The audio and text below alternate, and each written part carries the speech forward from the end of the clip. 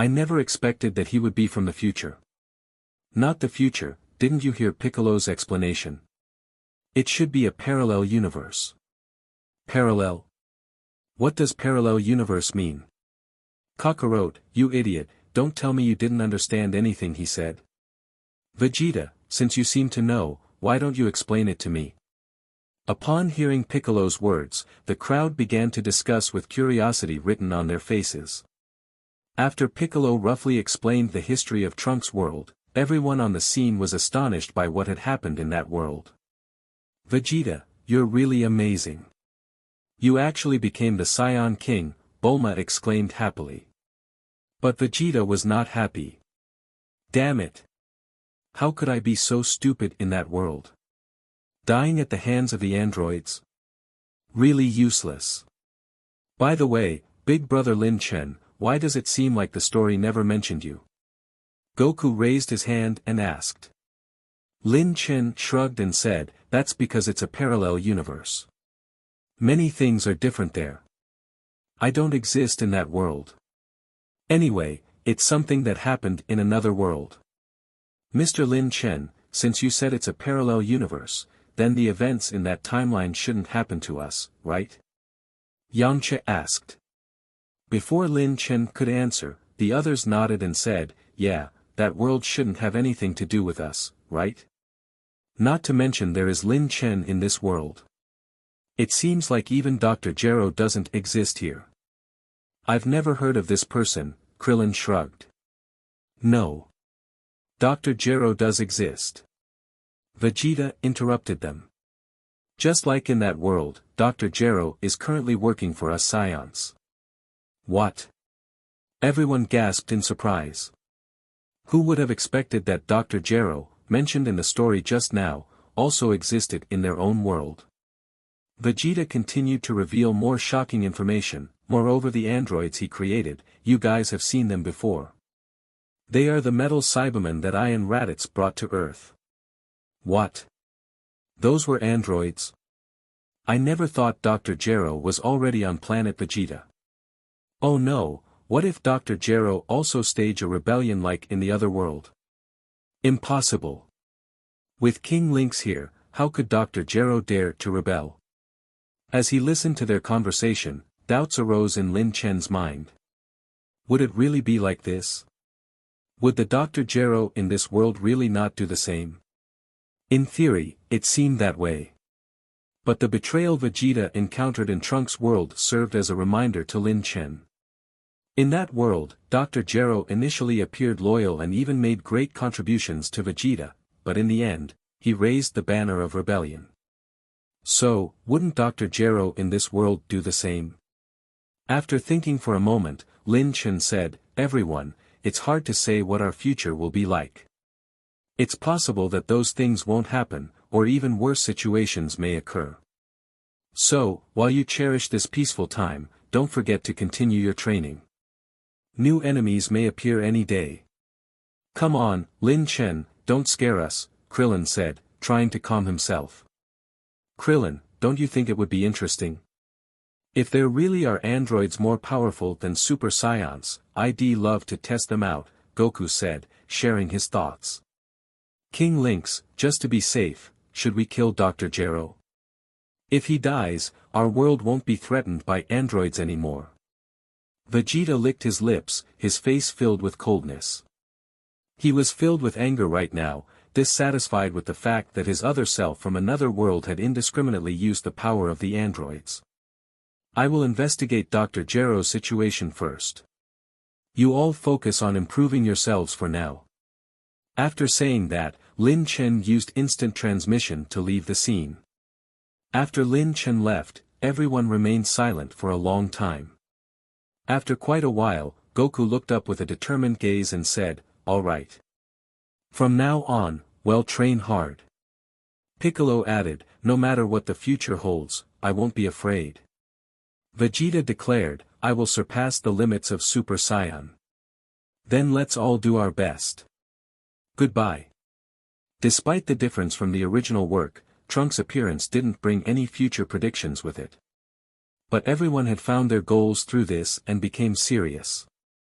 No matter what the future held for their world, the most important thing was to train hard. After bidding farewell, one by one, everyone left Bulma's house. Vegeta also turned and headed back into the gravity chamber to resume his training. Soon, only Bulma remained at the scene. She watched the departing group and couldn't help but feel a little curious. I never thought there would be someone in another world who could invent a time machine who is this genius. On the other side, aboard the Saiyan spaceship, Lin Chen, who had returned, relayed the matter to Han-Asia and the others on the ship. What? Dr. Gero could rebel? Han-Asia exclaimed immediately, then turned to look at Paragus. Paragus, what's going on? Weren't you monitoring Dr. Gero all the time? Your Highness, I was indeed monitoring him. His Majesty is talking about Dr. Gero from another world, right? Dr. Gero in our world has always been well behaved. I haven't found anything suspicious at all. Paragus looked aggrieved. Lin Chen was clearly talking about matters of another world. Why is Queen Han-Asia blaming him for it? After thinking for a moment, Lin Chen said, Paragus, are you sure there's nothing unusual about Dr. Gero? Yes, Your Majesty. I receive regular reports from the personnel monitoring Dr. Gero, and there are comprehensive surveillance recordings in the android lab as well. Dr. Gero keeps to himself, dedicating his days to research, and he has never had any contact with outsiders.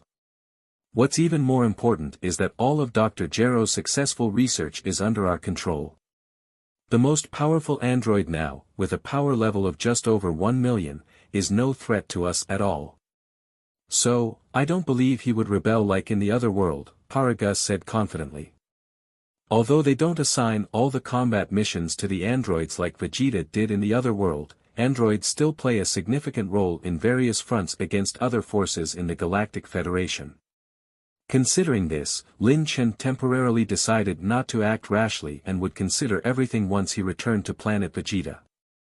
A few days later, Lin Chen returned to Planet Vegeta and summoned both Bardock and King Vegeta, who were on the front lines, and told them the story of future Trunks. When they heard that the Saiyans were annihilated at the hands of the androids in another similar world, Bardock was speechless, while King Vegeta took out a Hoi-Poi capsule from his body and released the metal Cybermen inside, instantly crushing them to pieces. Your Majesty! These androids are so dangerous, I suggest we destroy all the androids immediately. And while we're at it, let's eliminate Dr. Gero as well to eliminate the hidden threat. King Vegeta said. No. Paragus immediately objected.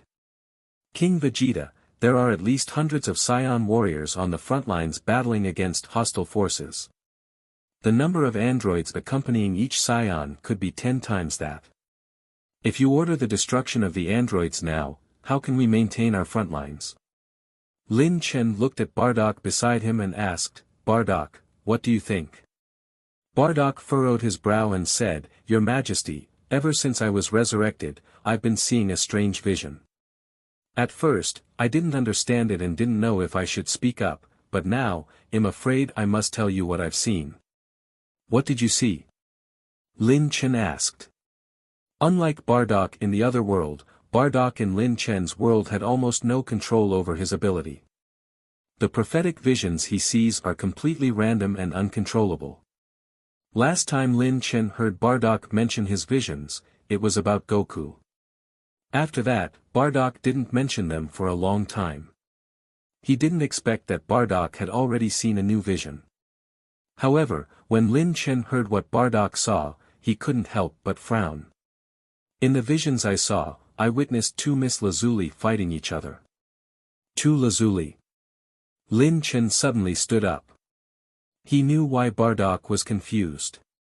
But 2 Lazuli, one of them should be the Lazuli by Lin Chen's side. Could the other one be Android 18 of this world? At the same time, memories of when Lazuli first arrived on Planet Vegeta flashed through Lin Chen's mind, particularly the strange expression Dr. Gero had when he saw her. Could it be, Dr. Gero of this world has secretly created Android 17 and 18 without Lin Chen and the others knowing? Paragus, bring all your surveillance records. Lin Chen ordered. Soon, several Saiyans arrived with a pile of data. These Saiyans were the surveillance personnel assigned by Paragus to monitor the Android Research Institute. Lin Chen personally questioned them and examined the surveillance records of Dr. Gero over the years. The results confirmed what Paragus had said. For many years, every research conducted by Dr. Gero had been thoroughly monitored by Paragus people. Detailed records of each android model, including design plans, were meticulously stored as backups by Paragus. Based on these records, there was no need to worry about Dr. Gero's current research. The strength of the current androids was far from being comparable to Super Saiyans, and there was no need to be concerned about androids' rebellion similar to what happened in the other world.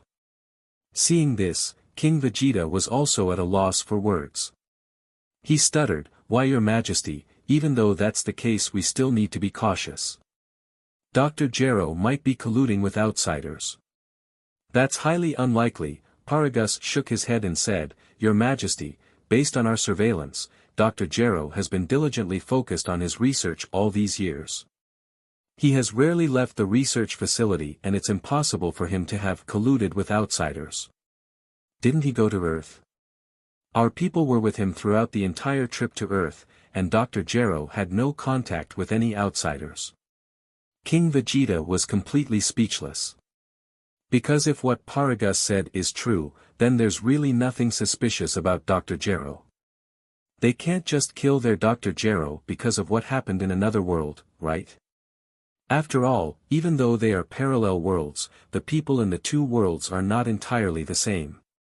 For example, Broly in that world was a madman, but in their world, aside from accidentally killing some Earthlings during a rampage, he has never committed any major atrocities. Lin Chen rested his chin on his right hand, quietly listening to their discussion, but he hesitated to make a decision. Is Dr. Gero truly innocent? How should Bardock's vision be explained? And what about Lazuli's words? There was one thing that puzzled Lin Chen. They say that a leopard can't change its spots, and in Lin Chen's eyes, Dr. Gero was that kind of mad scientist. This was true in any parallel world. However, in Lin Chen's world, Dr. Gero seemed to lack enthusiasm for his research. He had just looked through the android's research files provided by Paragus and found something absurd. Setting aside the initial mass-produced metal Cybermen.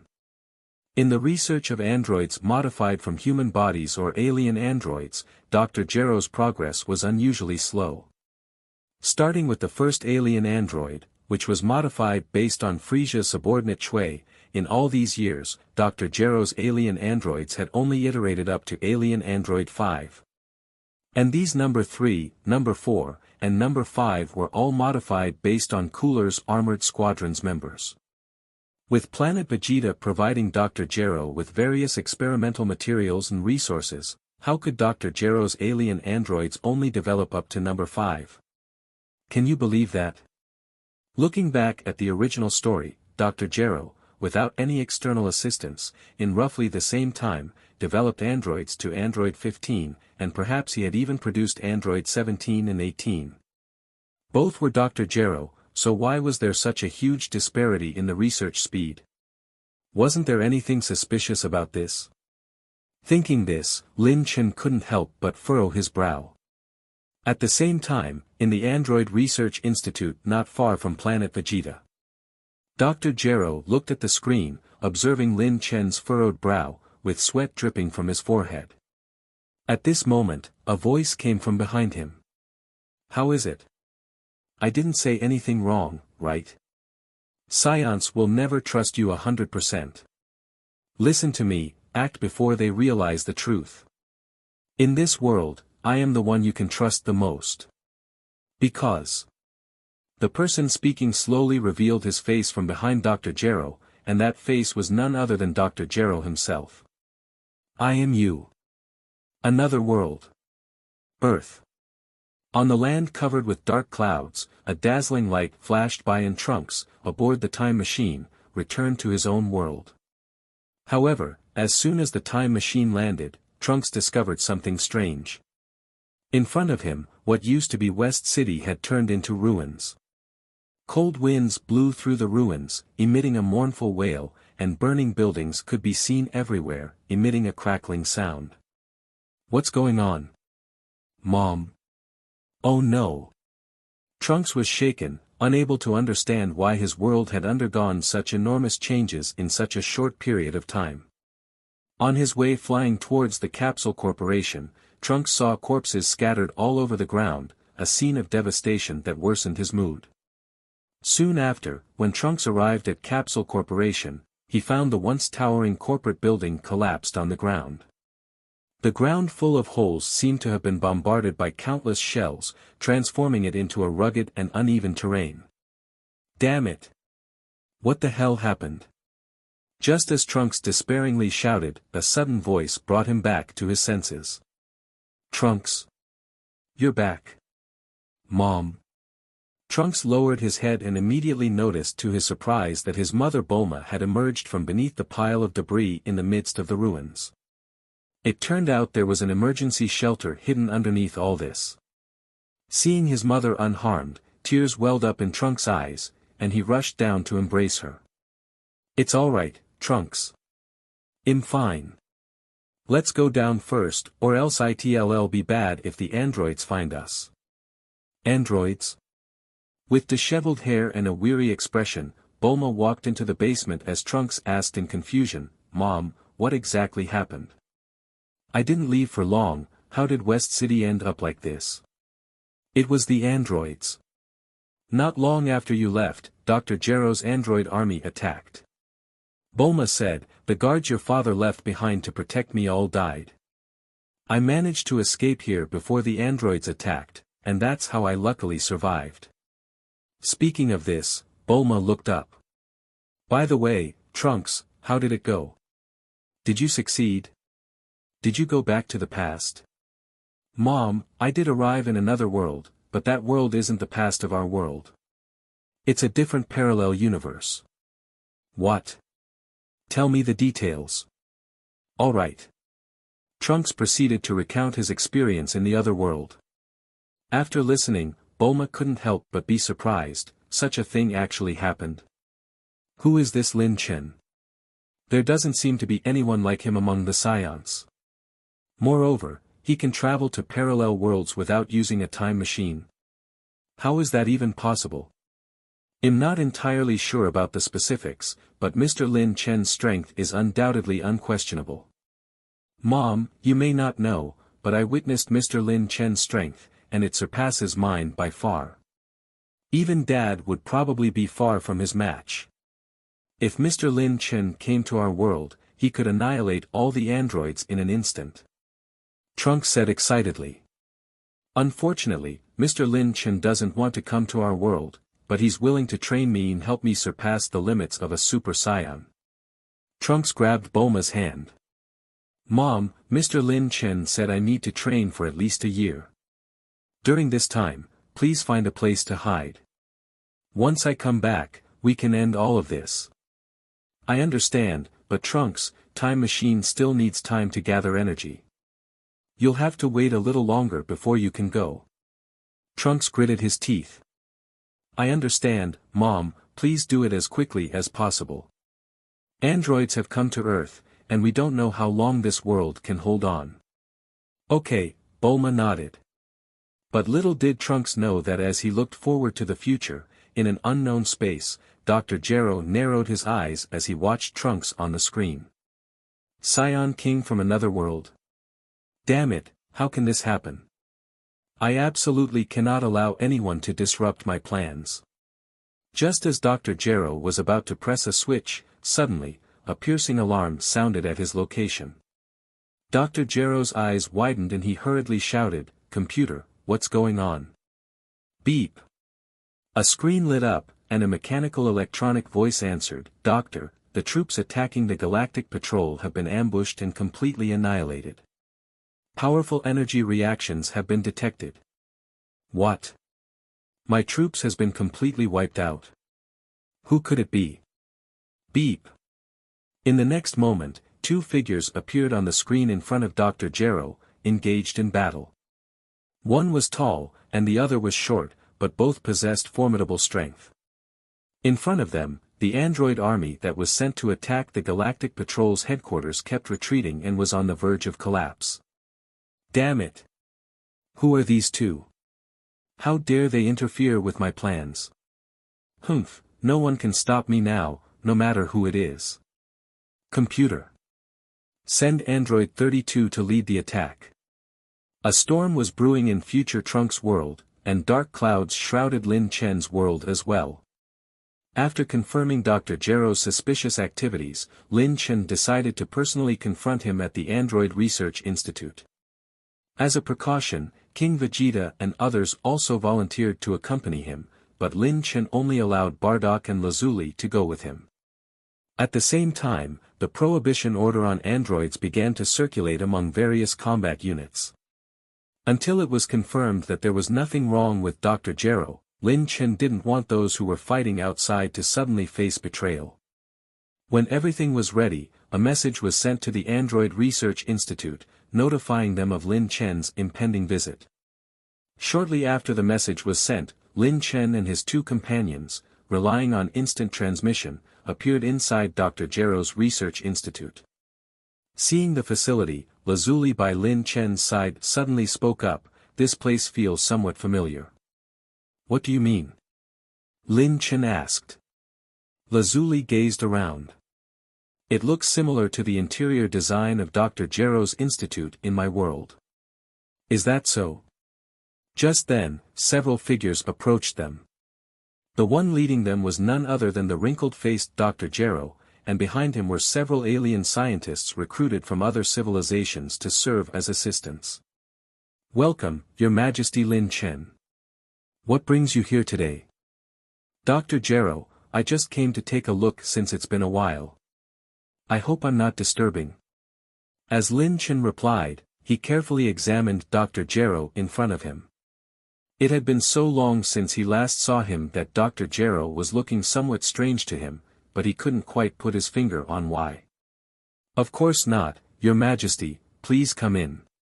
Dr. Gero waved his hand and invited Lin Chen and the others to proceed deeper into the laboratory.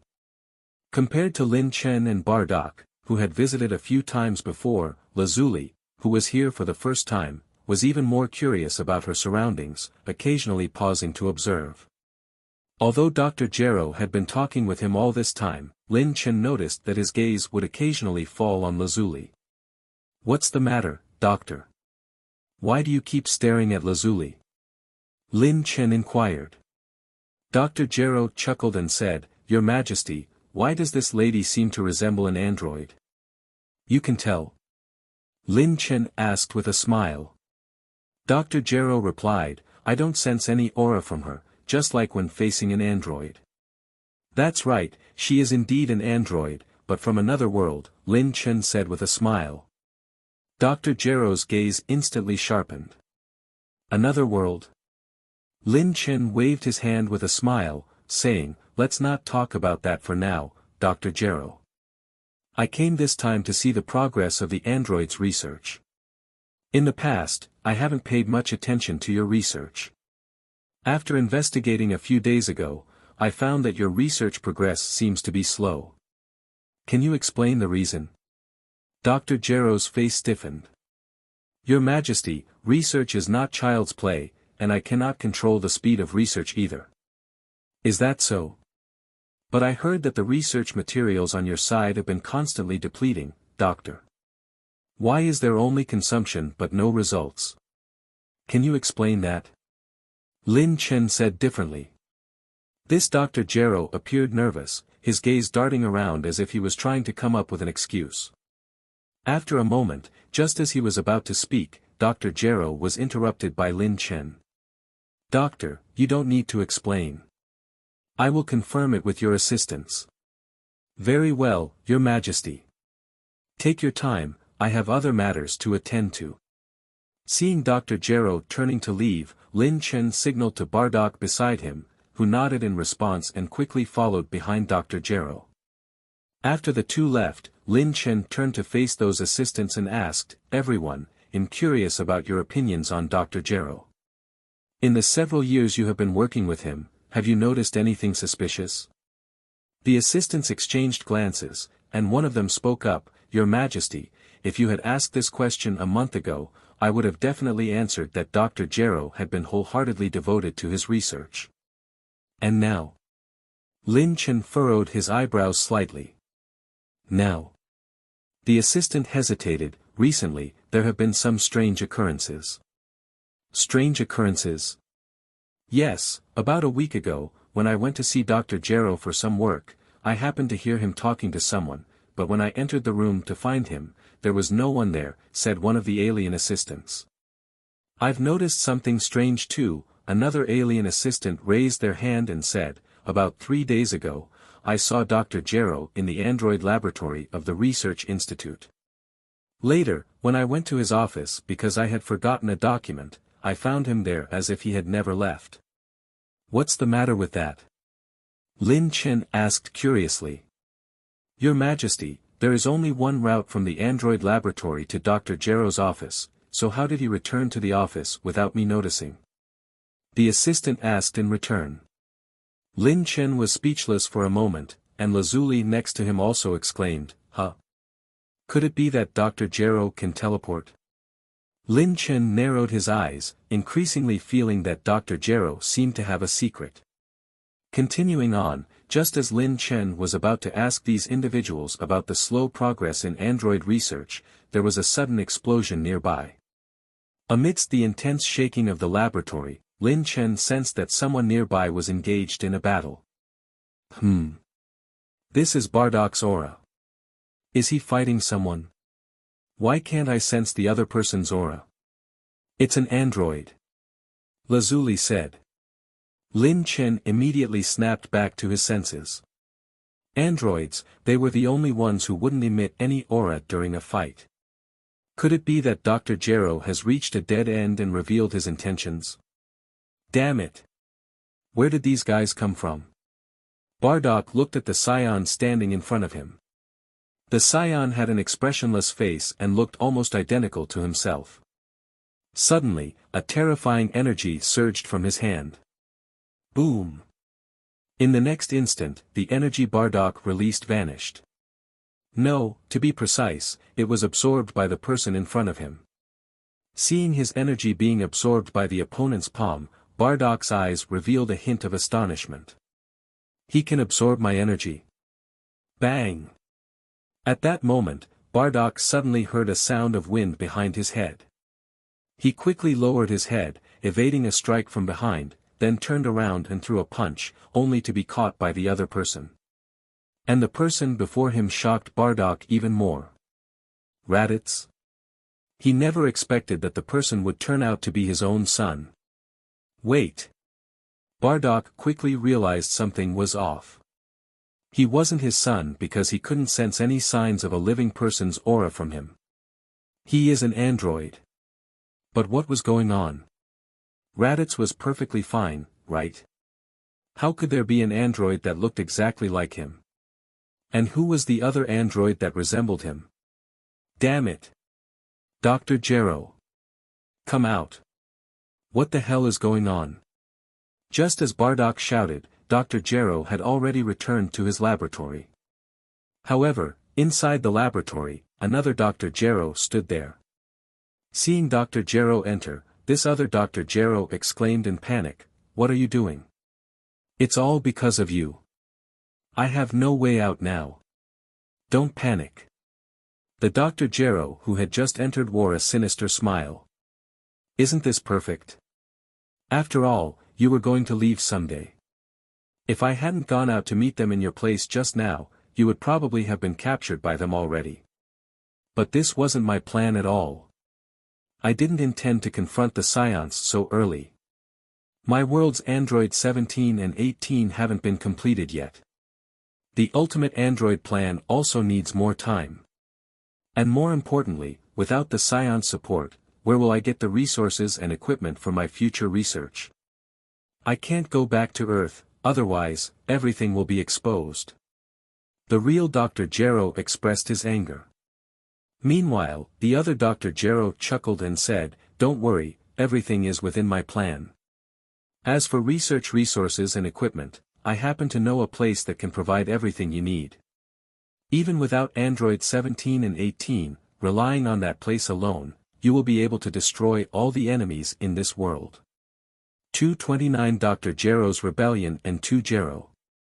Bardock, with a golden flaming aura surrounding his body, gasped for breath as he looked at the explosion before him, muttering softly, "Is it finally dead?" The androids he had encountered just now and the ones he had encountered in the past were completely different. Even with Bardock's current strength, he had no chance of winning in his normal state and was forced to transform into a Super Saiyan. However, at that moment, two figures suddenly broke through the engulfing flames and appeared in front of Bardock. How is this possible? Seeing two androids with familiar faces and scathed standing before him, Bardock was taken aback. Before he could react, someone grabbed his head. "Damn it, let go of me!" Bardock shouted, his golden flaming aura surging, trying to break free from the grasp.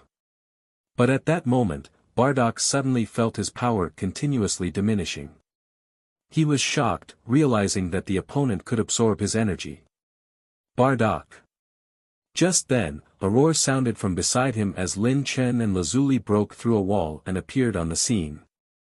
Lin Chen kicked the android resembling Raditz, sending him crashing into the wall.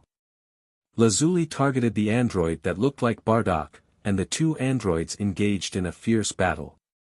Taking advantage of the opportunity, Lin Chen helped Bardock to his feet. "Are you alright?" "I'm fine, just a bit tired," Bardock replied with a bitter smile as he stood up. He looked at the android crawling out of the wall and asked, "Your Highness, what's going on? Where did these androids come from?" "I don't know. Let's deal with them first. By the way, where's Dr. Gero?"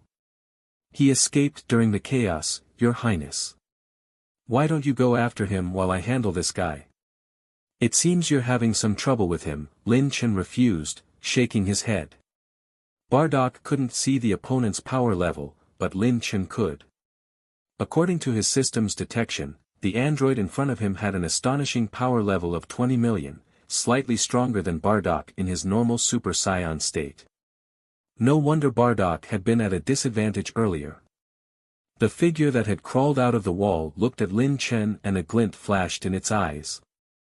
It suddenly spoke in an emotionless and mechanical voice. "Target identified, Lin Chen. Beginning elimination." The android's hands closed together, and a terrifying blue beam shot towards Lin Chen. How ridiculous. A smirk formed on Lin Chen's lips as a barrier appeared, easily blocking the attack.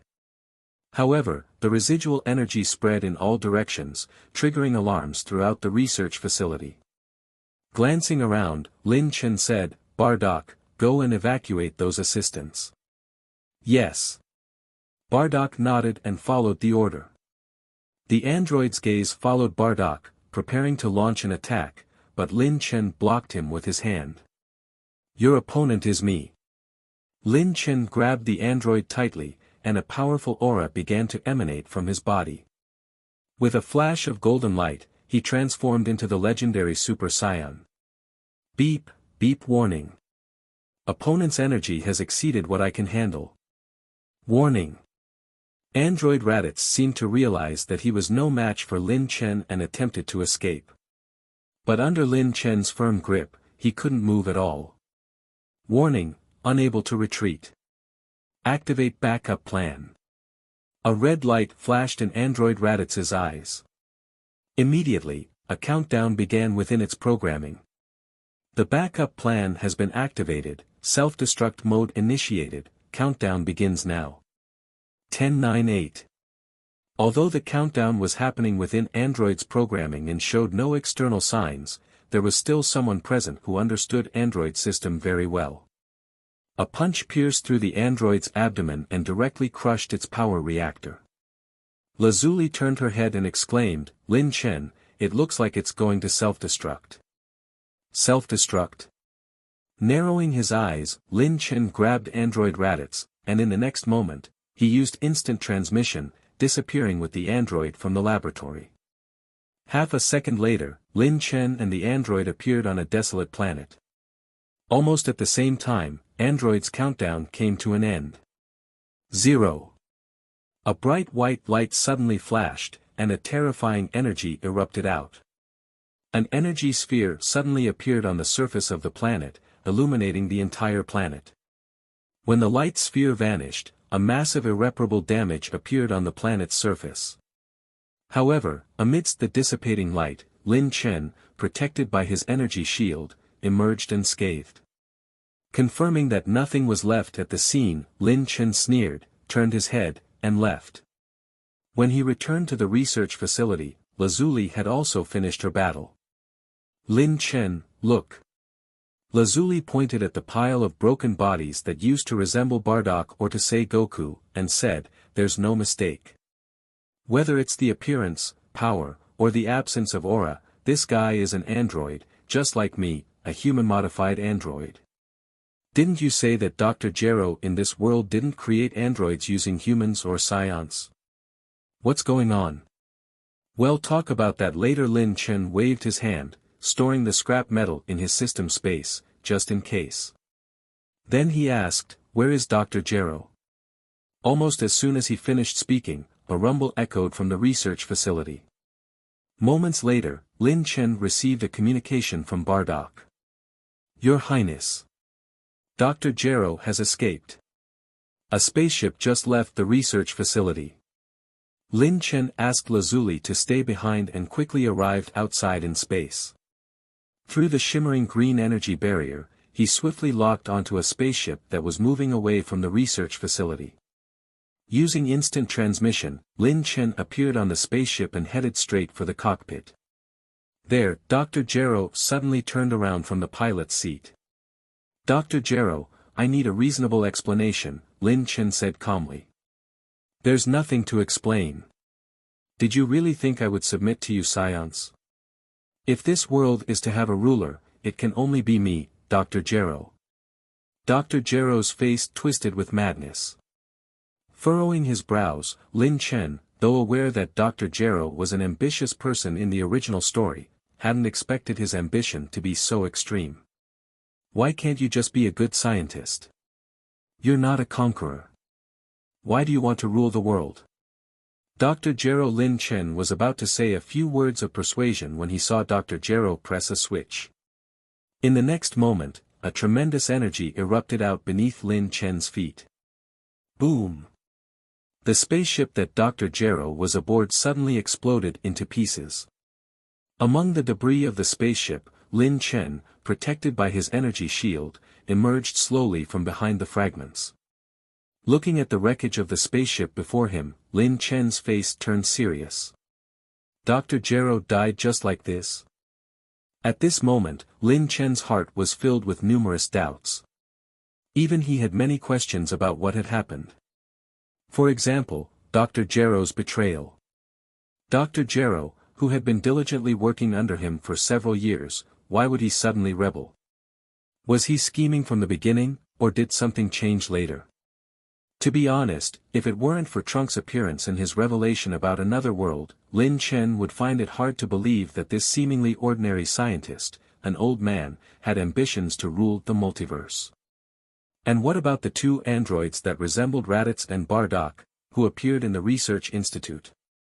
What's going on with them? Especially the android who looked like Bardock. Lazuli just said that it was also a human-modified android, just like her. But both Bardock and Raditz were perfectly fine. How could they be turned into androids? The final question was about Dr. Gero. Did he really die just like that? A highly intelligent and ambitious person, did he really self-destruct? It was all too strange. After thinking for a long time, Lin Chen couldn't come up with a reasonable explanation. He could only shake his head and then return to the research institute. Shortly after, on Planet Vegeta, Lin Chen, who had returned, gathered everyone together again and explained the recent events involving Dr. Gero. What? How could this happen? Tights was stunned. She had even had interactions with Dr. Gero before when she was writing her novels. In her view, he was just an ordinary old man, albeit obsessed with his research. How could he even think of betraying them? King Vegeta looked wary. Your Majesty, if Dr. Gero has betrayed us, then those androids he was researching are no longer trustworthy. I suggest we immediately destroy all the androids to prevent any future trouble. Paragus quickly retorted, that won't do. Your Majesty, there are already tens of thousands of androids on Planet Vegeta, including the Metal Cybermen. Destroying all the androids will have implications for every aspect of our lives. Lin Chen pondered for a moment and also felt that completely abandoning the use of androids would be a waste. He asked Tights to return to Earth and bring Bulma and Dr. Brief, hoping that they could conduct a thorough inspection of Dr. Gero's designed androids and check for any backdoor programs. However, until everything was confirmed to be safe, all the androids needed to be temporarily disabled. Besides ensuring that the androids are safe, there was another matter that puzzled Lin Chen: the identities of the two androids who appeared in the research institute during the incident. Your Majesty, according to Professor Fidget, Dr. Gero's chief assistant, these two androids are not created by Dr. Gero, Paragus reported. Professor Fidget. Shortly after, an alien walked in. Lin Chen recognized him. He seemed to be one of Dr. Gero's former assistants. The alien bowed and spoke directly, Your Majesty Lin Chen, we have conducted a preliminary examination of the android corpses you retrieved. It is confirmed that the androids were indeed modified from Saiyans. What? That bastard Dr. Gero. How dare he use Saiyans for his experiments? Upon hearing this, the Saiyans, led by King Vegeta, were instantly furious. But before they could explode in anger, Professor Fidget's next words left everyone stunned. Your Majesty, based on our comparisons, we have also discovered something. The genetic sample of the android you retrieved seems to bear a striking resemblance to Mr. Bardock. We suspect that his original identity is either Mr. Bardock himself or a direct relative of him. What? That's impossible. Bardock immediately shook his head. He was perfectly fine now. How could he have been turned into an android? Bardock, could it be Kakarot? King Vegeta asked. That's also impossible. Jain recently visited Earth, so it can't be him.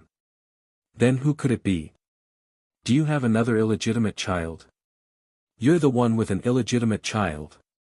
While Bardock and King Vegeta argued, Paragus interjected, Your Majesty, could these two androids be from that future world of the young man? From the future? Lin Chen narrowed his eyes. Paragus said, Your Majesty, let's not dwell on the identity of those two androids for now. We have been monitoring every move of Dr. Gero, and it's impossible for him to create androids that we are not aware of. Hence, the most logical explanation is that these two individuals are from the future world. You mentioned before that, according to the young man from the future, in his world, after the fall of Planet Vegeta, many Saiyans were transformed into androids by the Dr. Gero of that world. Could it be possible that these two androids are from that world? Lin Chen nodded, that's a possibility. But how did they come here? Does Dr. Gero also possess a time machine? No one had an answer to that question. After all, Dr. Gero was already dead, and the truth of the matter remains unknown to anyone. Perhaps Trunks from the future would know, but he was currently in his own world and couldn't provide answers to Lin Chen and others' questions. So, in the end, they could only temporarily set aside this matter. However, little did they know that as they were discussing, the supposedly deceased Dr. Gero was actually sitting on a spaceship. And beside Dr. Gero was another Dr. Gero. Are you sure Lin Chen won't discover anything? The real Dr. Gero asked anxiously. The other him smiled and replied, Don't worry. He witnessed me self-destruct before his own eyes. The entire spaceship was obliterated, leaving no evidence behind. No one will know that the one who died at that time was actually your android clone. The real Dr. Gero looked at the other him, sweat forming on his forehead. So terrifying. The me from another world already possesses such technological prowess. You'll soon have it too. Just as the words fell, a beeping sound suddenly came from the control panel behind the two. The other Dr. Gero turned around, glanced at the screen, and then smiled. We're almost there. My speculation was correct. This thing exists in this world too. At this time, on the screen in front of them, a cold, white planet slowly emerged from the chaotic asteroid belt.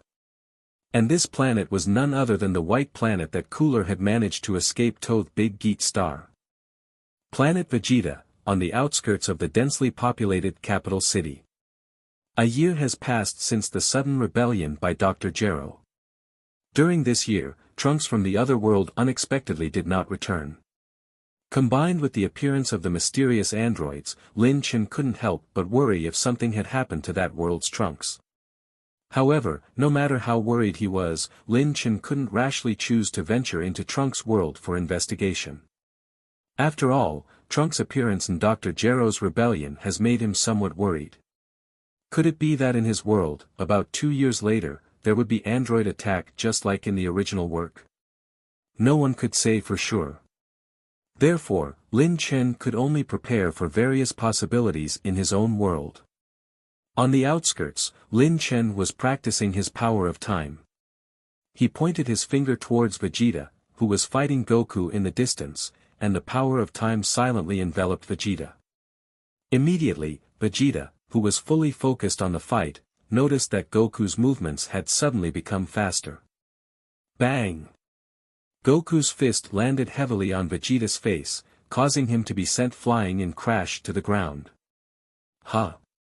Vegeta, why did your movements slow down just now? Goku noticed the anomaly and asked with a puzzled expression. Vegeta covered his face and angrily shouted at Lin Chen nearby, "Your Majesty Lynx. Did you mess around with me again?" "Sorry about that," Lin Chen laughed. Indeed, it was his doing just now. Through his understanding of the power of time, he is now able to use other time-based abilities. The move just now was something Lin Chen came up with himself, a technique similar to Hit's time prison. Lin Chen couldn't be bothered to think of a name for it, so he simply called it time prison. Unlike time skip, this move didn't affect himself but instead affected the opponent, slowing down their time flow. When pushed to the extreme, it could completely seal the opponent's movements. Lin Chen inspected his own attributes. Host, Lin Chen. Power level, 10.8 million. Bloodline, Legendary Super Saiyan Bloodline. Skills, Instant Transmission, Beginner Martial Arts Talent, Time Skip, Time Prison, and more. Techniques, Kaioken, Super Kaioken, and more. Divine Realm, 0.2 rank. Time points, 2 points. Besides the increased power level and techniques, the most special addition to Lin Chen's current attribute panel was undoubtedly the new Divine Realm attribute. When this attribute panel first appeared, it was when Lin Chen started delving into power of time. The appearance of the Divine Realm attribute meant that Lin Chen had already acquired the power of the gods to some extent. If he continued, perhaps he could transform into the Black God form he achieved by using the Divine Realm experience card. I never thought I would skip Super Saiyan 3 and directly start developing toward the Divine Realm. It's a bit regrettable that I can't become a Super Saiyan 3, but oh well, Lin Chen laughed at himself. At that moment, Vegeta and Goku flew over. Vegeta complained, "Your Majesty Lynx, next time you want to test your skills, can you use them on Kakarot?" Alright, my apologies," Lin Chen apologized. Goku chuckled carefreely and waved to a group of children in the distance, saying, "Gohan, I won." "I saw it, Dad." Gohan grinned and ruffled the hair of the two little ones beside him, saying, "See? I told you Dad is powerful." "Big brother Gohan, does it really count? It was only because of my dad that Uncle Kakarot won." "That's right. I don't accept it. Piccolo taught me that real battles are full of surprises. Lin Luo, Taro, remember that. Come on, give me the Tree of Might's fruit." Gohan smiled and reached out his hand to Lin Luo and Taro, the two children in front of him. The two children glanced at each other and reluctantly handed over a tree of might's fruit to Gohan. Gohan smiled and hugged the tree of might's fruit and ran towards Goku, muttering, "Dad, look. Now Mom won't complain that we haven't visited for so long. Isn't this the tree of might's fruit? I heard from Sister Tights that it can slow down aging." "Well done, Gohan." About half a year ago, Goku, who had heard about Dr. Gero's betrayal from Bardock, came to Planet Vegeta with Gohan, hoping to receive guidance from Lin Chen. Not long after Goku arrived, Vegeta also returned. Although he claimed that he was bringing the newborn Trunks to meet Bulma's father, Dr. Brief, who had been away from Earth for a long time, Lin Chen knew that Vegeta actually didn't want to be surpassed by Goku again and wanted to learn from Lin Chen how to surpass Super Saiyan. By the way, just like in the original work, Vegeta and Bulma finally became a couple. Although they didn't get married, they had little Trunks a year earlier than in the original work. Their arrival brought a lot of liveliness to Lin Chen's side, especially Gohan. He became a big brother that Lin Luo and Taro liked. The three children trained and played together. At this moment, while these small and big men were talking about their own things. In the distance, Hanasia, Tights, Bulma and Lazuli sat in a pavilion by the lake, watching them. Bulma held Trunks in her arms, who was still breastfeeding. The four women didn't pay attention to the three adults but rather discussed the other three children. "These kids are really amazing. When I was their age, I was much weaker than them," Hanasia said, looking at Lin Luo and Taro with envy. Leaving aside Trunks, who was still a baby, these three children at the scene would probably be considered little geniuses in the history of Planet Vegeta. At such a young age, their power level was astonishing.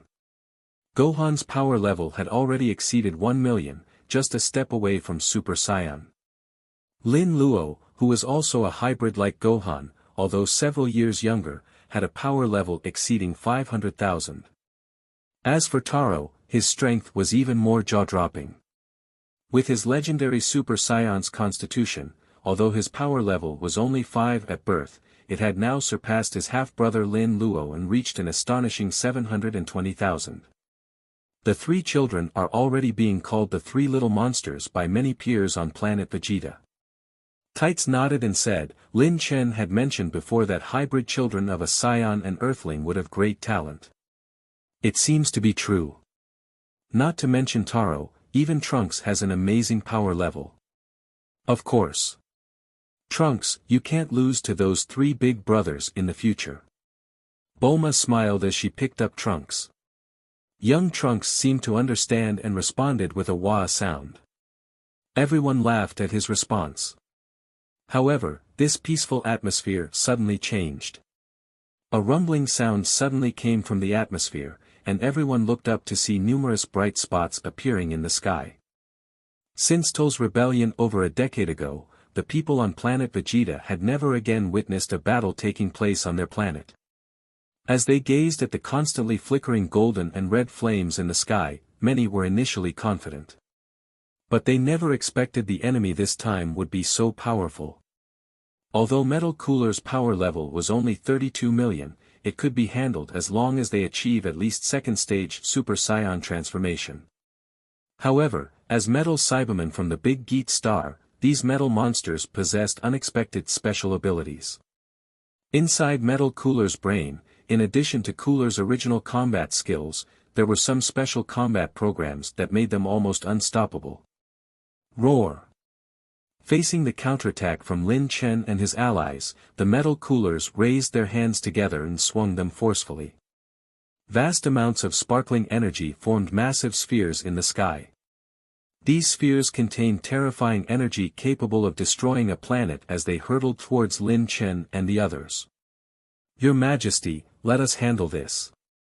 Tarbal and the other three Super Saiyan gods shouted in unison, standing in front of everyone. An invisible energy stopped all the energy spheres in midair. Then, under the control of Tarbal and the other three Super Saiyan gods, they flew into the sky and headed towards the spaceships carrying Metal Cooler.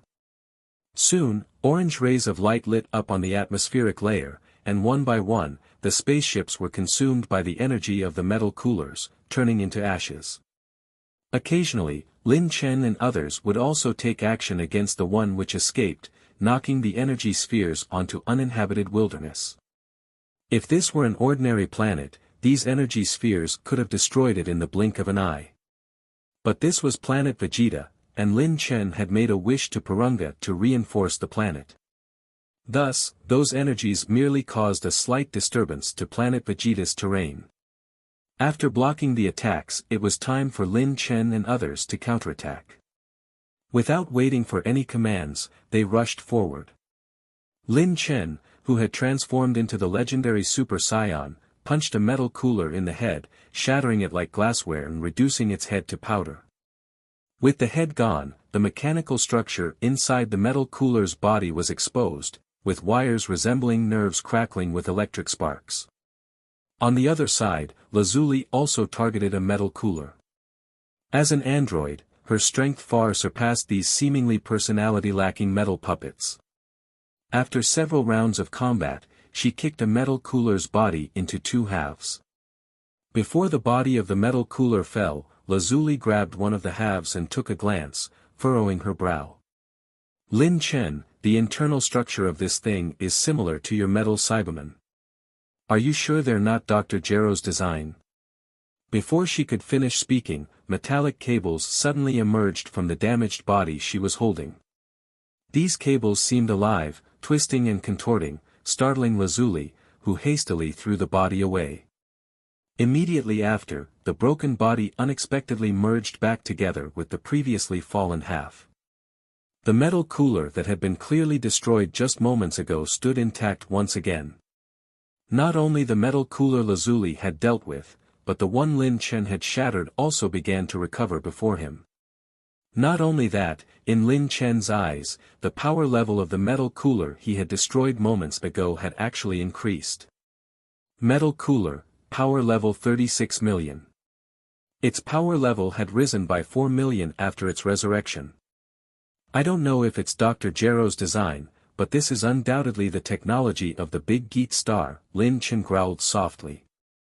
In Lin Chen's memory, metal cooler's first appearance should have been in one of the Dragon Ball movies. In the original work, Cooler, who was pushed towards the sun by Goku, miraculously survived and encountered the control chip of the Big Geet Star in space. He became the core control of the Big Geet Star and utilized the planet's technological power to create multiple metal cooler bodies. These bodies not only possessed immensely powerful strength but also had many special abilities, which posed a great challenge to Goku and Vegeta. One of these abilities was self-regeneration. Besides that, there was another ability that caused headaches for everyone.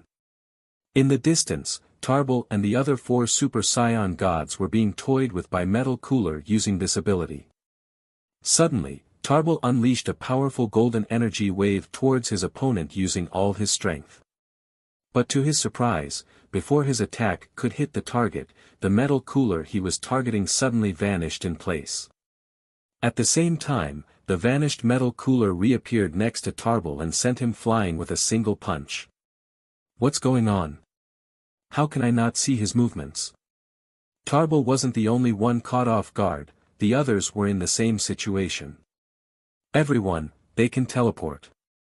Be careful. Lin Chen shouted swiftly, and also used instant transmission to engage in combat with the opponent. Within Metal Cooler's core, there was a special program for teleportation. As long as there was a place that their eyes could see, Metal Cooler could instantly teleport there. In terms of speed, it even surpassed Yardration's instant transmission. Unfortunately for them, there was someone else at the scene who possessed a similar ability to teleport. Boom! Boom! Boom! Metal coolers were continuously knocked out of their teleportation state. Blaster Meteor. A surge of emerald green energy suddenly enveloped Lin Chen, continuously expanding. When the energy reached its peak, it suddenly exploded, unleashing numerous emerald green energy blasts towards the surrounding metal coolers. Rumble, The metal coolers that had just been shattered and were in the process of self-repair were instantly engulfed by these energy blasts. The dense barrage of energy blasts left no chance for the remaining metal coolers to regenerate, they were completely evaporated. Everyone, these guys can self-regenerate. Use energy attacks to eradicate them completely and leave no part behind. Upon hearing Lin Chen's reminder, the others finally realized and changed their previous fighting approach. With Lin Chen blocking the metal cooler's teleportation ability, the group, whose strength was originally stronger than the metal coolers, gradually gained control of the situation. The sky above Planet Vegeta was filled with raging energy. Beep, beep, beep. Unbeknownst to everyone engaged in battle, their every move was being transmitted through Metal Cooler's eyes to a distant white planet. Metal Cooler was very powerful, but compared to Cooler who transformed into his fourth form when he attacked Earth, it seemed to be slightly weaker. According to Bardock and others' description, Cooler at that time already had a power level close to 100 million. The current Metal Cooler didn't possess the same powerful strength as Final Form Cooler did back then, let alone matching Lin Chen and the other Super Saiyan gods. They were not on the same level at all. Even Bardock, Goku, and Vegeta, who had once been defeated by Cooler, could easily handle them after transforming into Super Saiyan second grade. Under their full-powered attacks, each metal cooler was shattered into pieces and then evaporated by energy waves. Metal Cooler, who tried to rely on teleportation for a surprise attack, were kept getting knocked out of their teleportation state by Lin Chen. In terms of teleportation ability, Lin Chen far surpassed these metal puppets. If it weren't for the numerous metal coolers attacking Planet Vegeta this time, with a constant stream of reinforcements descending from the sky, the battle would have likely ended long ago. While every expert fought for Planet Vegeta, the Saiyans watching from the sidelines had a dumbfounded expression on their faces. Many people had only heard rumors about the Super Saiyan and Super Saiyan gods among the Saiyans and had never witnessed them firsthand, especially the younger generation. Now, seeing the battle unfolding in the sky, these Saiyans were filled with fear and awe. The enemies who appeared overwhelmingly powerful to them were fragile like children at the hands of Lin Chen and the others. So, this was the pinnacle of power on Planet Vegeta. Too strong. A sense of pride surged in the hearts of many. His Majesty Lynx is so strong. Those metal Cybermen are like toys in his hands. Tarbal and the others are amazing too. Super Saiyan God is even stronger than Super Saiyan.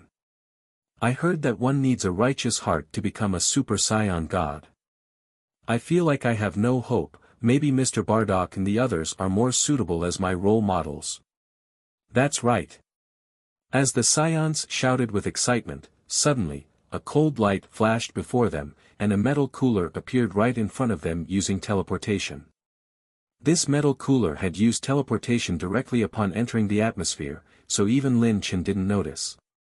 However, as the crowd watched in terror as metal cooler raised his hand expressionlessly and a beam of light condensed at his fingertip, suddenly, an energy wave swept through, shattering the metal cooler into pieces. Queen Hanasia. The crowd shouted in joy. Hanasia flew over from a distance and shouted to them, "Everyone, quickly leave this place. There are too many enemies, and we can't take care of you." Yes. Following Hanasia's instructions, those who hadn't left yet began to hide in safe places following her instructions. Seeing them dispersing, Hanasia flew to Lin Chen's side and said, "Your Majesty, there are too many enemies. We must act quickly." "Okay." Lin Chen nodded. Metal Cooler was nothing to be afraid of, but the problem was that there were simply too many of them. With the metal coolers invading Planet Vegeta this time, if we include those who haven't entered the atmosphere yet, the number is probably already in the thousands. This meant that at the same time, there were thousands of enemies stronger than Frieza invading Planet Vegeta. Although Lin Chen and others were powerful, there were only 10 of them, and they were truly overwhelmed. Fortunately, at this time, not only the capital but also everyone on the entire planet was taking refuge. Tights had already sent the Saiyan Dragon Balls and the children on Planet Vegeta back to Earth to prevent the worst-case scenario.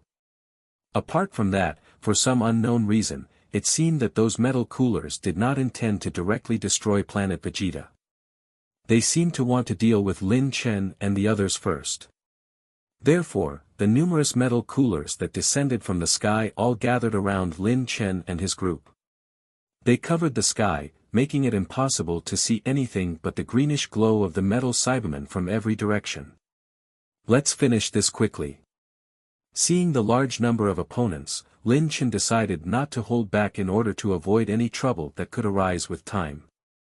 A powerful aura erupted out without restraint, even affecting the climate of Planet Vegeta. As the sky began to flash with lightning, everyone stopped what they were doing and turned to look in Lin Chen's direction. That immense aura made everyone feel awestruck. What incredible strength! His Majesty Lynx has already become this strong. Dad, this isn't even His Majesty Lynx's full power. When we were on planet Namek, his strength was even stronger. What? Just as Bardock and his son were discussing Lin Chen's power. In a distant, unknown space, two figures on Big Geet Star were also shocked by Lin Chen's power. A power level of 500 million. The Saiyans in this world possess such strength. Look. That's why I said we should plan before taking action. A power level of 500 million. This strength has far exceeded our initial expectations. No need to panic. This attack was originally a test.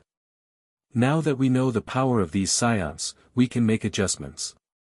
Not to mention those 3 special products on Earth, just this guy named Cooler still has a lot of untapped potential.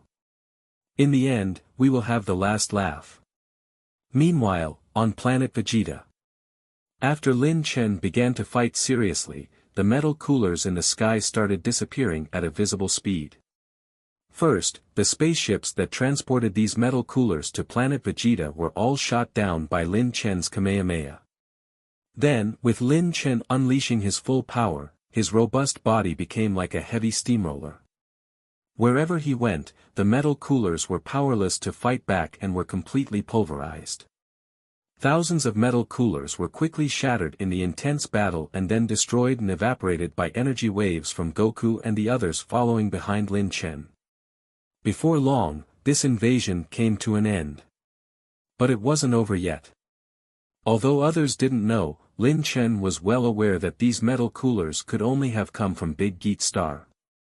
During this attack, Big Geet Star did not show itself. To eliminate the root cause, if Big Geet Star was not dealt with quickly, there would likely be even more troublesome situations in the future. The universe is vast. Big Geet Star encountered a powerful opponent in Planet Vegeta this time, but the next time, what would happen if they attacked Earth or other planets? The most urgent task was to quickly find the whereabouts of Big Geet Star. However, at that moment, Tights, who had gone to Earth for refuge, suddenly returned. She had brought astonishing news. Lin Chen. That young man has returned. Young man. Lin Chen was dazed for a moment and then realized, you mean Trunks? Lin Chen blurted out Trunks' name, unaware that Vegeta was also present. Upon hearing Lin Chen's words, Vegeta was stunned and said, Your Highness, isn't Trunks the name of my son? Could it be? Realizing that he had exposed Trunks' identity, Lin Chen no longer concealed the truth. Anyway, this world's Trunks had already been born.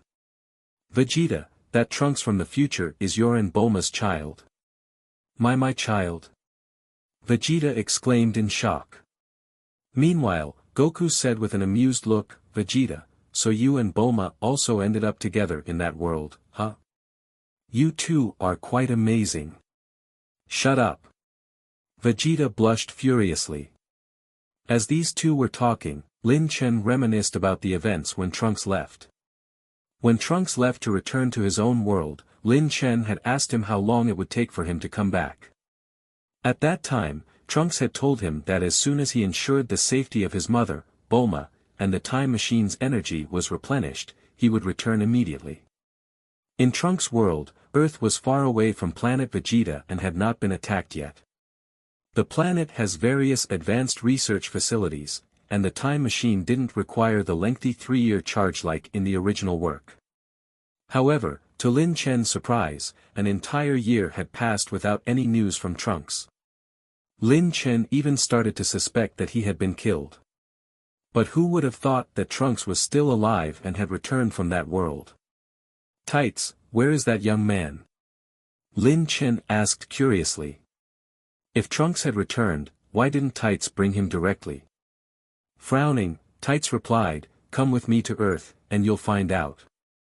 Trunks arrived with serious injuries and has already been taken to the hospital. Serious injuries?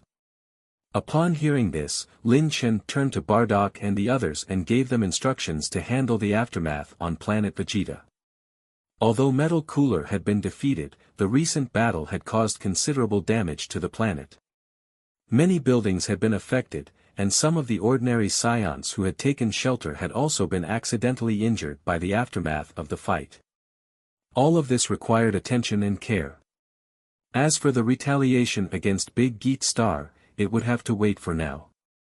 When Vegeta heard that Lin Chen was going back to Earth to see Trunks, he immediately volunteered to go along, and Goku naturally joined in the fun.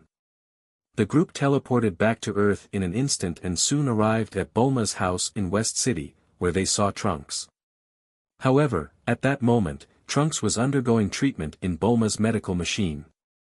The medical machine was a replica of the model commissioned by Lin Chen from Dr. Brief back then, and later Vegeta had taken it out for his own use after settling down here.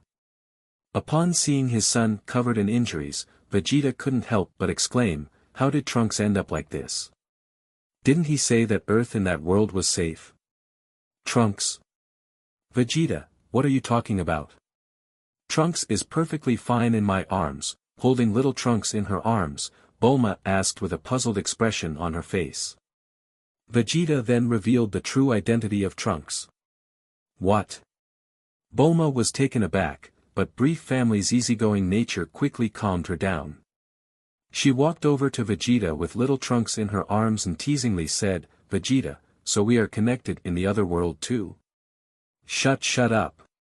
There are so many people here." Vegeta blushed. "Alright." Lin Chen interrupted this odd couple and said, "Bulma, let Trunks out. I have some special medicine." "Senzu bean." "No need. He's almost healed." Trunks was just exhausted, his injuries weren't severe. As Bulma spoke, she pressed a few buttons on the medical machine. After a few seconds, the healing liquid began to drain, and Trunks slowly opened his eyes. Upon seeing the person in front of him clearly, Trunks, still wearing a breathing mask, spoke in a somewhat tired voice, "Mr. Lin Chen, it's so good to see you all again." Later, in a resting room, Trunks sat before Lin Chen and the others, his face filled with worry as he held a cup of hot cocoa. Seeing his troubled expression, Lin Chen furrowed his brows and asked, "Trunks, did something happen in your world?" "Mr. Lin Chen." Trunks immediately appeared uneasy upon hearing his name spoken by Lin Chen. But Vegeta immediately interjected, "We already know everything, you don't have to worry. The you of this world has already been born." Then Trunks saw Bulma shake little Trunks in front of him. "Oh, I see. Trunks of this world was born a year earlier than me in that world," Trunks sighed with emotion. Then he turned to Lin Chen and said, "Mr. Lin Chen, you were right. Something unexpected happened in my world." "Did Dr. Gero find you?" "No, it was worse than that. Mom, she was turned into an android." Trunks' recollection plunged the audience into a somber atmosphere. No one expected that in just a year, the situation in Trunks' world would deteriorate to such an extent. Returning to 1 year ago, future Trunks' world. Shortly after future Trunks returned from Lin Chen's world and told Bulma about Lin Chen, he began preparing to go back to Lin Chen's world. The most important thing was ensuring Bulma's safety once he was gone. During Trunks' absence, androids attacked Earth. Although they temporarily left for unknown reasons, Trunks had to ensure that his mother wouldn't encounter danger again. However, just as Trunks was preparing a new shelter, two strangers suddenly appeared at his doorstep. These two strangers were a young-looking guy with a short stature and a tall, long-haired old man. They were both dressed strangely, and were clearly not from Earth. "Who are you?" Trunks asked with a wary expression on his face. These two suddenly appeared before him, and he hadn't sensed their aura at all, which was suspicious. Could they be androids? That was the first thought that crossed Trunks' mind, but he quickly dismissed it. Unlike the androids, he could sense the aura of living beings from these two individuals, and their auras were exceptionally strong. It reminded Trunks of the feeling when he had first met Lin Chen. "Hello there, Saiyan Prince Trunks." The short person among the duo spoke first, wearing a smile. "Let me introduce myself. I'm Shin, the Supreme Kai who oversees the universe." Supreme Kai? What's that? Trunks looked puzzled. As soon as Trunks finished speaking, Kibito on the side exclaimed, "You fool! Supreme Kai is above the four Kais who govern the universe. He is responsible for creating planets and maintaining the balance in the universe. He is the most powerful god. How dare you, a mere mortal, be so disrespectful? You should immediately—" "Enough, Kibito. This is a time of emergency, we don't need to worry about formalities," interrupted Supreme Kai Shin before Kibito could finish. Then, Shin turned to Trunks and said, "Trunks, let's get straight to the point. We are here this time because of Dr. Gero and his android army." Shin narrowed his eyes and continued, "To put it simply, we are enemies of Dr. Gero. And as the saying goes, the enemy of my enemy is my friend. Trunks, we don't have any malicious intentions." Trunks stared intently into Shin's eyes and after a moment, he let down his guard. "All right, I believe you. So, Supreme Kai-sama, why have you come looking for me?" Shin nodded and said, "Trunks, I know you have been fighting against Dr. Gero for a long time. Normally, matters in the mortal realm are not my concern. But Dr. Gero and his androids have now become a serious threat to the balance of the universe. If left unchecked, it is likely that all life forms in the universe will be transformed into Dr. Gero's androids in the near future. So, not long ago, Kibito and I decided to intervene in the war in the mortal realm. But unfortunately, we didn't anticipate that the strength of Dr. Gero's androids would be on par with Majin Buu, who once wreaked havoc in the universe in ancient times. With just the two of us, we can only launch surprise attacks on their bases. As for their main facility, Big Geet Star, we are unable to deal with it." Trunks furrowed his brow. He had thought that the other person who claimed to be Supreme Kai could be of some help, but it seemed that wasn't the case. Mr. Lin Chen was right. Only by becoming stronger himself could he truly save this world. Shin wasn't done speaking yet. "For that reason, I and my attendant Kibito have decided to seek out other warriors in the universe who have the ability to fight against the androids. And my first choice among them is you, Saiyan Prince Trunks." Trunks replied, "Thank you for your recognition, Supreme Kai-sama. I am willing to contribute in the fight against the androids, but I also know that I cannot be of much help at the moment. However, if you can give me 1 year, I believe I can make a difference." 1 year? Shin exchanged a surprised glance with Kibito.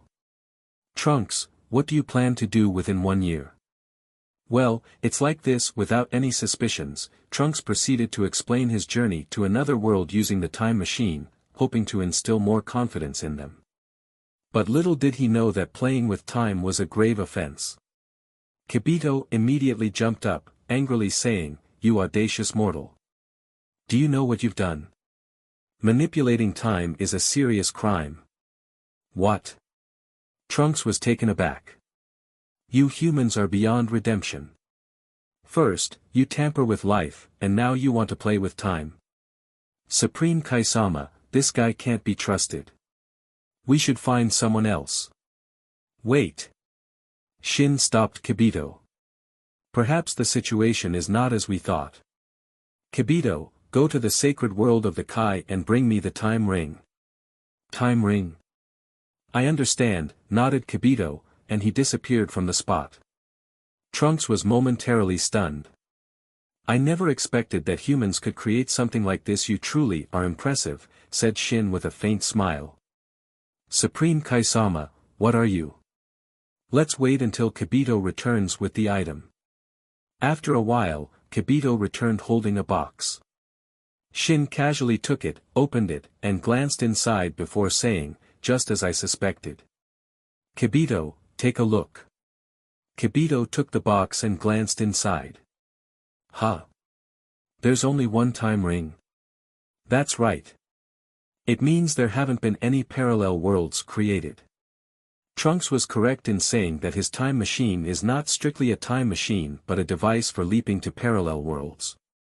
The world he traveled to is completely disconnected from our own world. Therefore, it has no impact on our own world. After explaining, Shin looked at Trunks and smiled. In that case, if Trunks can truly become stronger within a year, I think we can let him give it a try. 1 year, we can wait. Trunks breathed a sigh of relief upon seeing Supreme Kai agree to his proposal. Next, the three of them headed to the storage facility where the time machine was kept. Even Supreme Kai was quite curious about this miraculous device created by humans. However, they didn't anticipate that a simple curiosity would lead them to a shocking discovery. Bulma, Trunks' mother, was actually an android in disguise. The real Bulma had been captured by Dr. Gero's android army long ago when Trunks had traveled to Lin Chen's world. How is this possible? Supreme Kai-sama, you must be mistaken. There's no mistake. This imposter doesn't have the aura of a living being. Trunks, if you pay close attention, you'll notice it too. Trunks was stunned upon hearing Shin's words. He had indeed failed to sense Bulma's aura, but he always thought it was because Bulma was a normal person with a weak aura. He never imagined she was an android. The android disguised as Bulma originally planned to ambush Trunks but unexpectedly discovered the secret of the time machine instead. For the past few days, she had been analyzing and deciphering the structure of the time machine. Not even aware that your own mother was switched out. Trunks, you truly are a foolish boy. With your current state, do you really think you can resist Dr. Gero? While you were ignorant of everything, Bulma has most likely been completely transformed into an android by Dr. Gero. Damn it! Give my mother back. Trunks, filled with anger, transformed into a Super Saiyan and attacked the imposter. However, just as he was about to get close, the android disguised as Bulma pressed a button, causing Trunks' time machine to explode. Then, amidst maniacal laughter, she chose to self-destruct. Trunks was unharmed by the android's self-destruction. But Bulma's capture dealt a severe blow to Trunks mentally, and almost at the same time, the android army that had been lying in ambush on Earth resumed their attack. Seeing the situation unfold, Supreme Kai-Shin took Trunks and left Earth. Before departing, he also took some materials related to the time machine from the scene. Because he suspected that those materials might be the last hope for this world. After that, Supreme Kai-sama took me to a planet with a civilization that had not been attacked by androids. We found a local scientist there and attempted to restore my mother's time machine, but progress was slow. During this time, he also encouraged me and helped me regain my spirits. While the new time machine was being rebuilt, I fought alongside Supreme Kai-sama against the android army in various parts of the universe. In addition to myself, Supreme Kai-sama also gathered many powerful beings from different universes. Together with the other world warriors from Grand Kai's place, we launched an attack on Dr. Gero's main base, Big Geet Star. However, we underestimated the true power of Dr. Gero's android army. There were countless metal androids, and each one of the human-modified beings created by Dr. Gero possessed power surpassing that of a Super Saiyan.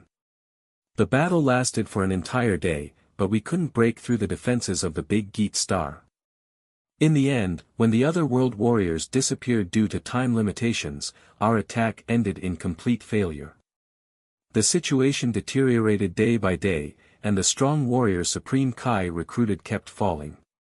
Only a few planets remained under Supreme Kai's protection, but he was just one person.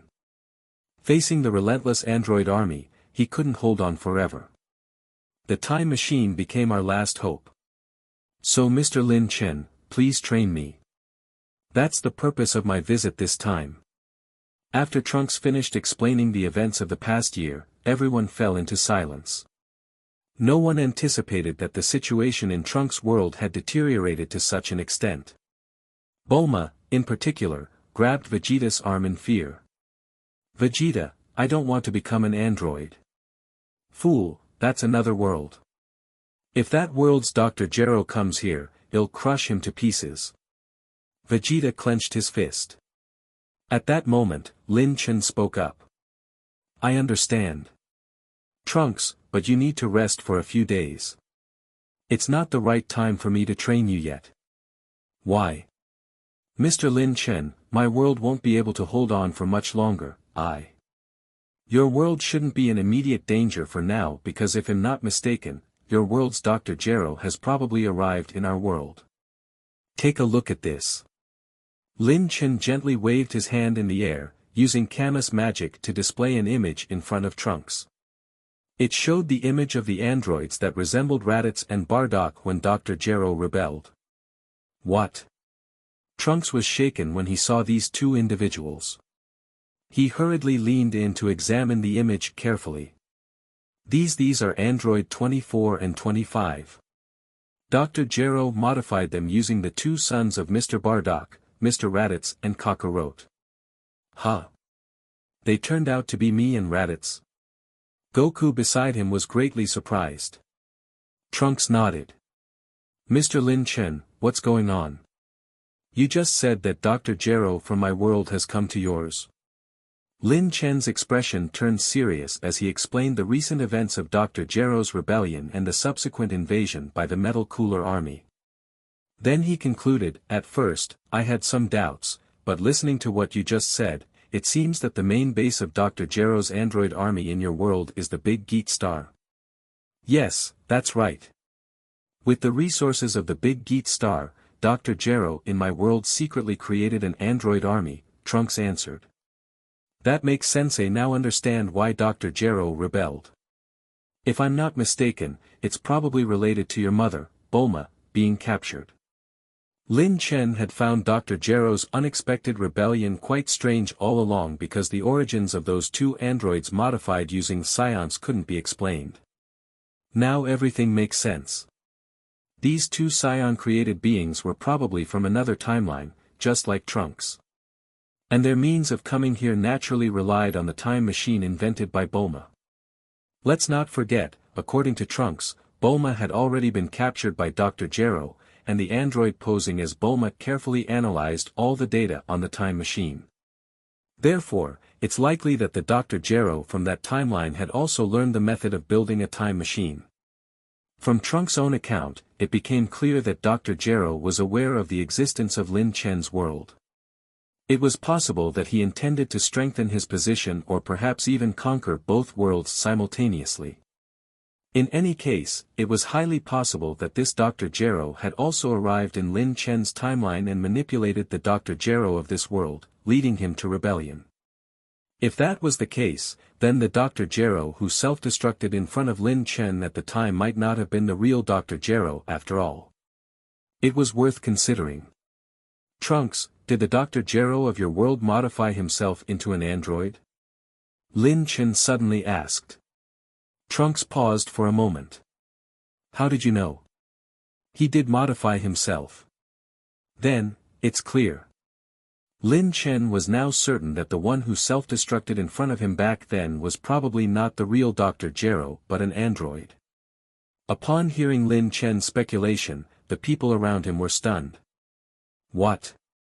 That bastard Dr. Gero isn't dead yet? Your Majesty Lynx, where is Dr. Gero? I want to personally end him. Big Geat Star. Lin Chen mentioned a name. If his guess was correct, then this world's Dr. Gero was likely to have gone to the Big Geat Star, just like Dr. Gero from Trunks' world. Metal coolers that attacked Planet Vegeta were probably the first wave of Dr. Gero's revenge. This Trunks trembled, realizing that if what Lin Chen said was true, things were about to take a turn for the worse. In his world, Trunks had personally experienced the power of the Big Geat Star. In that world, there were many top-level fighters who were actually stronger than the androids. Whether it was Supreme Kai or the powerful warriors from the other world, there were numerous individuals stronger than the androids. But why couldn't they achieve victory? One significant reason was the sheer number of androids. Under the production capacity of the Big Geat Star, the android army was endless and impossible to exterminate. If this world's Dr. Gero had full control over the Big Geat Star as well, would this world also succumb to its might? Trunks couldn't even imagine that possibility. "I'm sorry, Trunks, but first I need to find the location of the Big Geat Star and completely eliminate it," Lin Chen replied. Lin Chen had already planned to deal with the Big Geat Star, and Trunks' story about his world only strengthened his determination. After all, East Supreme Kai Shin's strength was at least on par with a full-power Super Saiyan 1, possibly even comparable to Perfect Cell. Yet, even with that level of power, he couldn't defeat Dr. Gero in Trunks' world. That meant that the combination of the Big Geat Star and Dr. Gero was likely to be at least as strong as Majin Buu. There was no way around it. It just so happened that these two combinations complemented each other perfectly. Dr. Gero was already an incredibly talented individual, considered the best in the universe when it came to android technology. If we add the Big Geat Star, a planet that can harness immense technological power, with its vast reserves of technology and unparalleled manufacturing capabilities, the combined energy unleashed by these two sides is almost unimaginable. In the original work, Cooler, who was defeated by Goku, was the first to control the Big Geat Star. Even someone like Cooler, who knew nothing about technology and only focused on combat, was able to use the technology of the Big Geat Star to create metal coolers with astonishing strength. If it weren't for Cooler's own stupidity, which led to excessive energy absorption and caused the planet's core to overload, he would have almost defeated Goku and Vegeta. If Cooler could achieve that, then Dr. Gero, who was thousands of times smarter than Cooler, could fully exploit the potential of the Big Geat Star. Fortunately, based on the current situation, it seems that the two Dr. Gero have not fully gotten control over the Big Geat Star yet. Otherwise, based on the power demonstrated by Cooler on Earth, the power of the metal coolers would be far greater than it is now and much more terrifying. But Mr. Lin Chen, do you know the location of the Big Geat Star? Although it's referred to as a planet, it's actually a mobile interstellar fortress, and its location is constantly changing, Trunks said. It's alright, I have a way. There were many ways to locate the Big Geat Star, and Lin Chen chose the most efficient and reasonable one. After bringing gifts to Zuno's planet and in a friendly and peaceful atmosphere, Lin Chen easily persuaded Zuno to lock onto the location of the Big Geat Star. Then, Lin Chen prepared for the attack. As soon as he returned to Planet Vegeta, he gathered everyone together. "Everyone, I have found the location of the Big Geat Star. Next, I will launch an attack on it. No one can attack Planet Vegeta and get away with it." Upon hearing Lin Chen's words, the people below immediately volunteered, hoping to accompany Lin Chen to the Big Geat Star. Considering that there might be a large number of metal coolers and other androids on the Big Geat Star, Lin Chen decided to bring more people with him to prevent the enemy from escaping. However, just as he was about to select the personnel, Bardock suddenly stood up and said, "Your Majesty, if we're going to deal with the Big Geat Star, I suggest not bringing too many people this time." "What happened, Bardock?" "Your Majesty, I suddenly feel uneasy. It seems that something major will happen on Planet Vegeta," Bardock said with a serious expression. "Something major? Have you seen a new prophecy again?" Lin Chen asked, sitting up straight. "Not this time. I haven't seen any visions, but I have this inexplicable feeling that something is very wrong. Your Majesty, I advise a little caution." Bardock's precognitive abilities didn't always manifest as visions, sometimes they appeared as mysterious sensations, akin to telepathic warnings. In the past, when Bardock went to support Goku and the others on Earth, he had a similar ominous feeling, and it ultimately came true with his death on Earth. This time, the feeling was just as strong, which made him worried. Well then. After considering for a moment, Lin Chen said, Bardock, you stay on Planet Vegeta. For this mission against the Big Geat Star, I will take Kakarot, Vegeta and Lazuli. Uncle Lin Chen, please bring me as well. Trunks stepped forward and said, I have participated in the battle against the Big Geat Star before, so I know more about it than all of you. Alright, then you can join us. Thank you. Just as Trunks was about to speak, he suddenly seemed to remember something, and a burst of explosive aura erupted from his body. Due to the suddenness of the event, those with weaker power among the people present were almost blown away. You insolent **tard. What are you doing? A guard angrily tried to rush up and capture Trunks, but Lin Chen signaled for him to back off. At that moment, Trunks' gaze swept around the room, and suddenly, his eyes lit up. He unleashed a ki blast toward a certain spot in the room. Swoosh! The direction of his attack was a corner of the room where nothing was originally present, but the ki blast seemed to hit something and suddenly exploded in midair.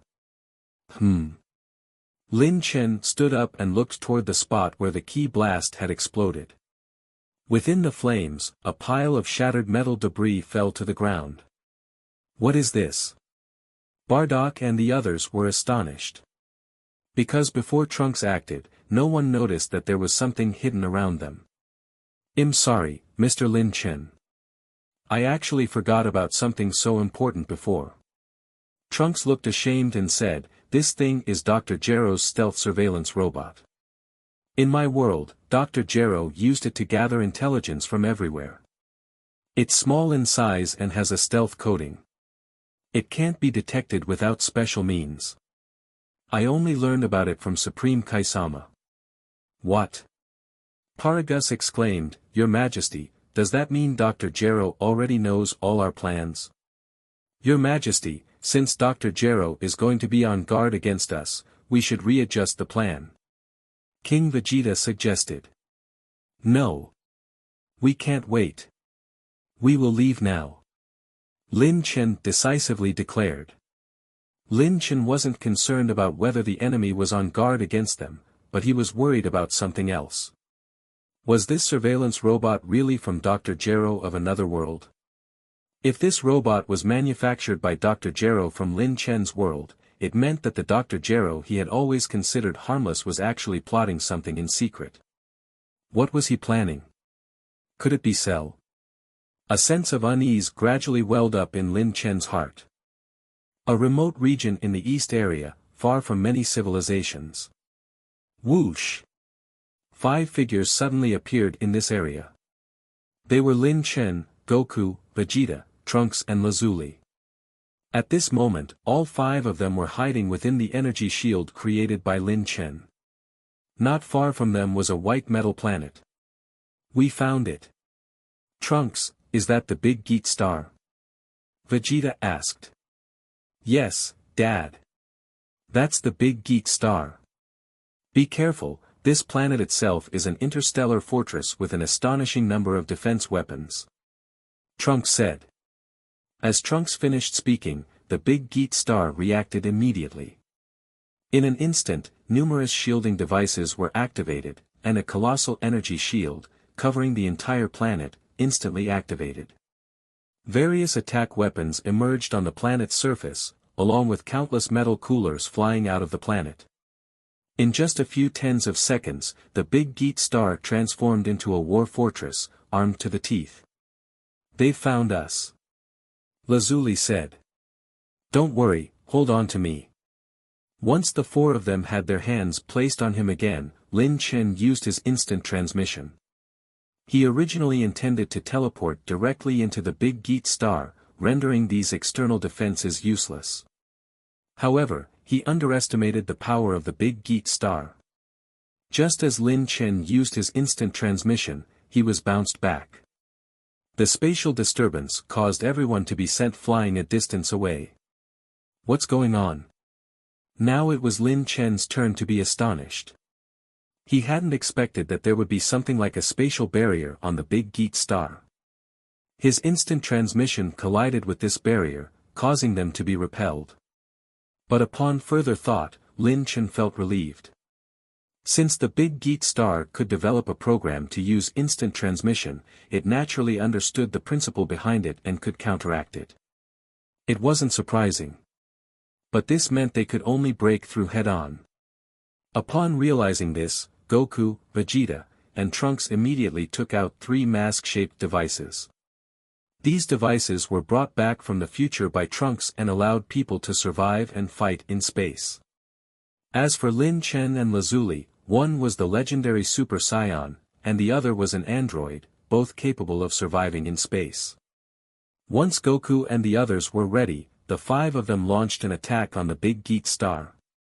Initially, the android army, mainly consisting of metal coolers, fell into a disadvantage when faced with the sudden assault from Lin Chen and the others.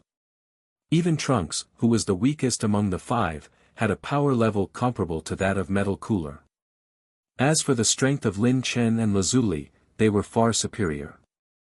Transformed into the legendary Super Saiyan, Lin Chen moved without encountering any resistance, turning into a yellow-green energy sphere that left behind a trail of metal debris.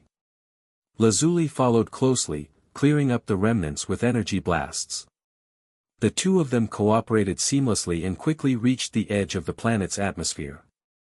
At this moment, the anti-aircraft guns on the big Geet star lit up, forming a dense network of bullets that almost completely blocked Lin Chen's path. Nevertheless, Lin Chen didn't retreat. His emerald green energy shield expanded to its maximum, turning him into a green meteor that shot straight toward the big Geet star. Boom! He hadn't flown far before he collided with the energy shield of the big Geet star. Both sides immediately entered a deadlock. Just at that moment, Lin Chen gritted his teeth, and his aura continued to skyrocket. Crack! It seemed as if a glass had shattered in space, and the energy shield of the big Geet star shattered with that sound. Vegeta, Kakarot, Trunks. Upon hearing Lin Chen's voice, the other 3 immediately rushed over and charged into the big Geet star with Lin Chen. Damn it! What kind of strength is this? How can a Saiyan be this strong? Dr. Gero from another world looked at the readings displayed on the energy indicator before him, filled with astonishment. At this moment, Lin Chen's strength had far exceeded the estimations of Dr. Gero from both worlds. Dr. Gero from Trunks' world was even more surprised to discover that this Saiyan king named Lin Chen had already surpassed the supreme Kai of his world in terms of power level. A human's strength surpassing that of a god. It was simply unbelievable. What should we do? Lin Chen's strength is indeed formidable. Even the ultimate cooler you just created cannot match him. Dr. Gero from Lin Chen's world exclaimed in fear. Don't panic. Dr. Gero from Trunks' world, also known as future Dr. Gero, sneered, ultimate metal cooler may not be able to stop Lin Chen, but what about Planet Vegeta? I want to see how this Lin Chen will choose between saving his own people or continuing to deal with us. With that, future Dr. Gero burst into laughter and pressed a switch. Whoosh! In a corner of the big Geet star, the towering figures instantly disappeared from their original positions. After a moment, these gigantic figures, emitting a metallic sheen, appeared on Planet Vegeta.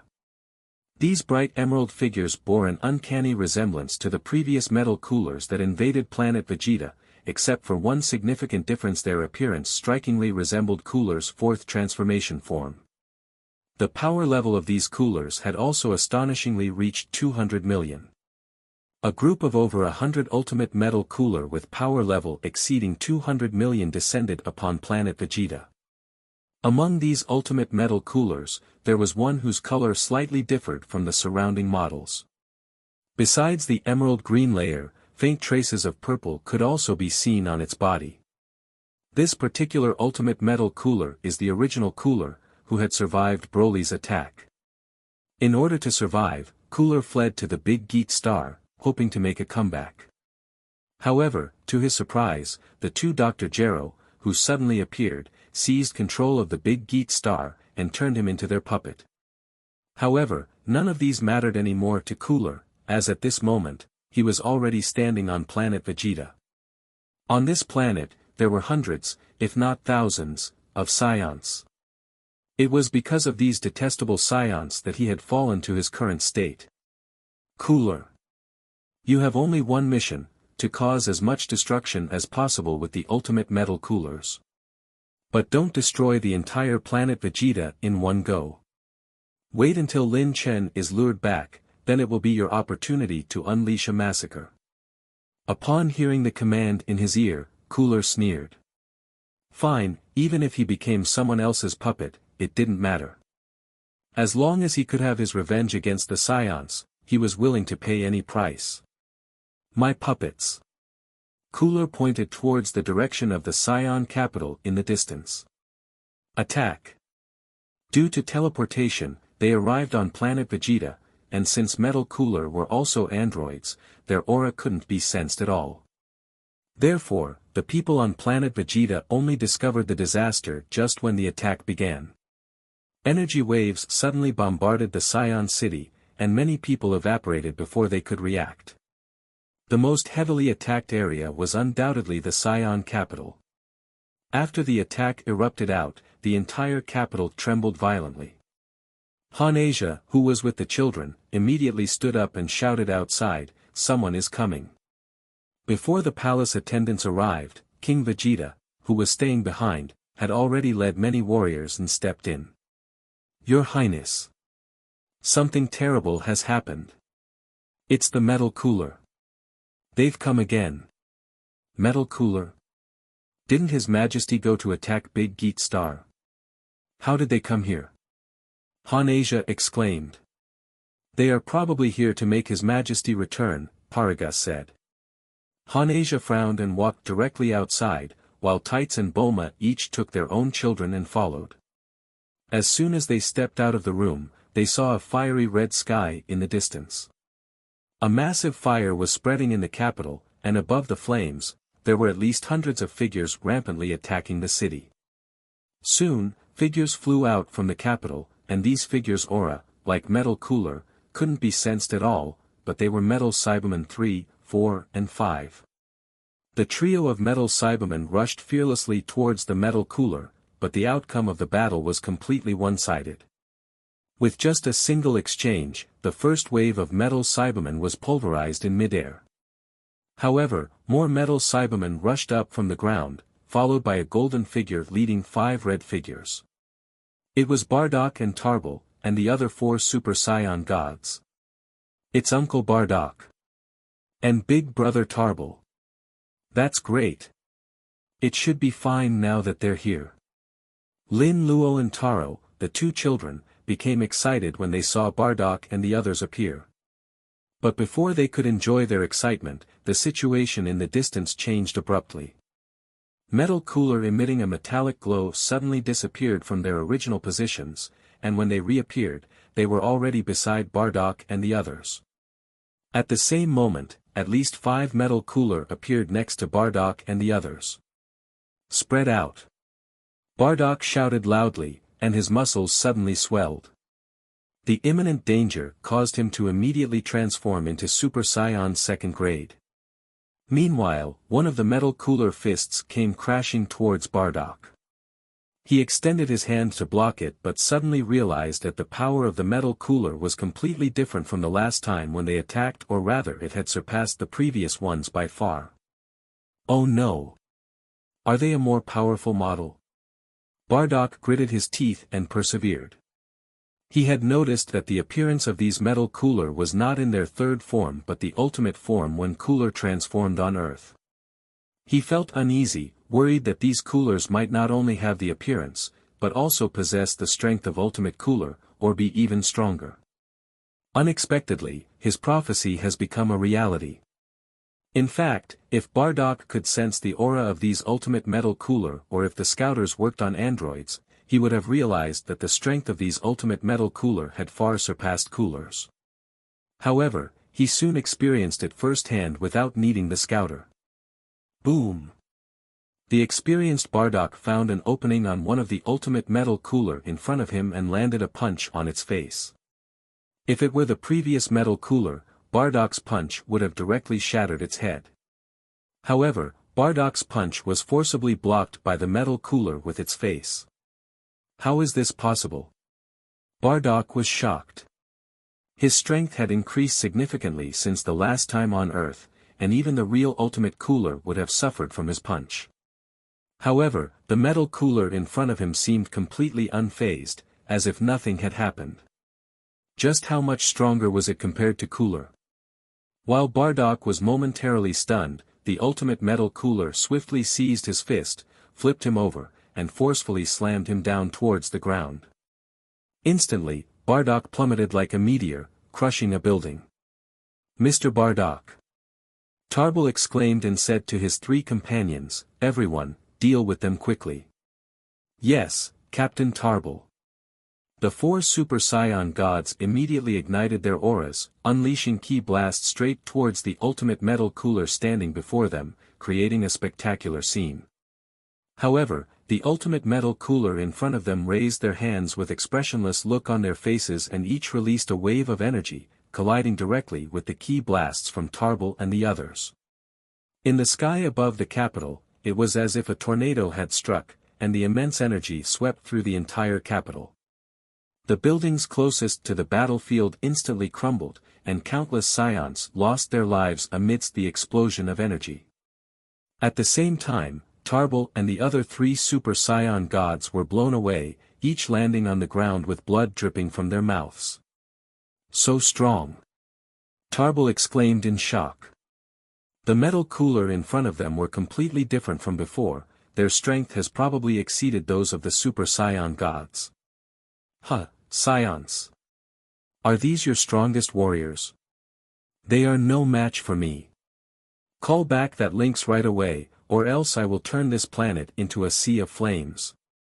"That voice, is it cooler?" Hearing the voice, Bardock was startled. Looking up, he saw that the voice had come from one of the ultimate metal cooler. Unlike the surrounding metal cooler, this metal cooler's body had a hint of purple mixed in it. Hearing Bardock's voice, Cooler lowered his head and frowned, "The Saiyan from last time. Strange, haven't I already killed you once? Never mind, I'll kill you again." Metal Cooler raised his hand, and a crimson-red aura instantly lit up. However, at that moment, a red figure dashed forward. "Stop!" Tarbell swiftly launched 2 punches. "Super Saiyan God. Ridiculous, your power is nothing." After a muffled sound, Cooler easily sent Tarbell flying. Tarbell, who had a power level exceeding 100 million as a Super Saiyan God, was completely outmatched by Cooler, who had been transformed into a metal android. Just as Planet Vegeta was being attacked, Lin Chen and his group had already gained the upper hand on the Big Geat Star. Having successfully infiltrated the Big Geat Star, they wantonly wreaked havoc inside. Led by Lin Chen, the metal cooler on the Big Geat Star were powerless to stop the group's advance. Since the battlefield was the Big Geat Star itself, they fought without any restraints, non-stop unleashing their powers. With each attack, even if they couldn't deal with these metal cooler, they would create large holes in the Big Geat Star.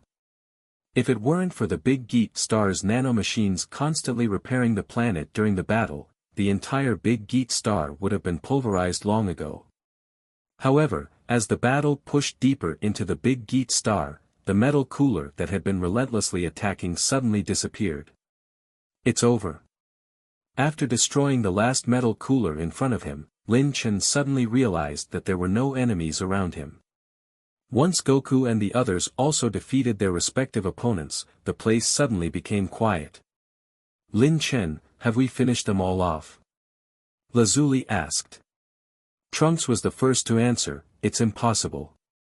Big Geat Star's production capacity is far greater than this.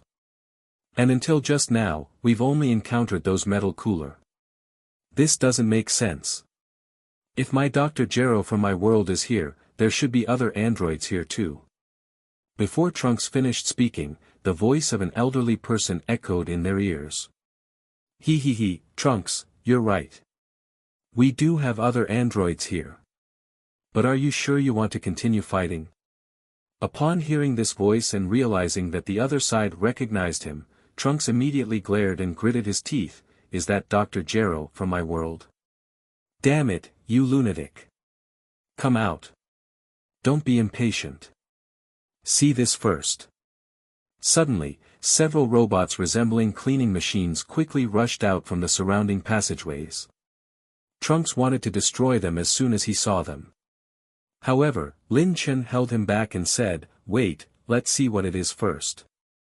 Soon, the machines arrived in front of them, and after a moment, holographic scenes were projected. These machines turned out to be projection robots. But the scenes that appeared before them were astonishing. In the scenes, Ultimate Metal Cooler were rampaging on Planet Vegeta. And Bardock and others who were left behind with the task of guarding Planet Vegeta by Lin Chen, were actually being put into a difficult situation by a single Ultimate Metal Cooler. In the scene, Bardock and the others' attacks were weak and feeble, and they were already reaching their limits. The metal cooler was able to effortlessly block their attacks and then send them flying with a few swift strikes. How is this possible? Trunks was shocked. Those metal cooler in the scenes seemed even more powerful than the ones they had encountered before. But if there were metal cooler this powerful, why didn't Dr. Gero send them to protect the big Geet star instead of attacking Planet Vegeta? Ha ha ha. Lin Chen, can you see it? Your Planet Vegeta has already turned into a sea of flames. The Saiyans you left behind are no match for the ultimate metal cooler. Dr. Gero's voice resounded again. Ultimate metal cooler? Vegeta exclaimed. That's right, ultimate metal cooler. They are android created by the big Geet star by merging the cells of the Frost Demon cooler. Their power level is a whopping 200 million. 200 million. Your Majesty, power level of Tarbal and the other 3 Super Saiyan gods is only slightly over 100 million. Vegeta exclaimed in shock. Currently, there are only 4 individuals on Planet Vegeta who can transform into Super Saiyan gods. Including Tarbal, these 4 individuals have always disliked fighting since they were young, and they were kind-hearted children. Although they started training after realizing their responsibilities, their potential was limited. Even the strongest among them, Tarbal, only had a power level of 260,000. After transforming into a Super Saiyan god, his power level was just over 150 million, still far behind the ultimate metal cooler. No wonder they couldn't even handle a single metal cooler. Lin Chen, Hanasia, and the children are all on Planet Vegeta. Lazuli said anxiously. Seeing the worried expressions on everyone's faces, both Dr. Gero had an expression of triumph on their faces. Ha ha ha, now there's no problem. Once they leave, we'll immediately have the big Geet star perform teleportation.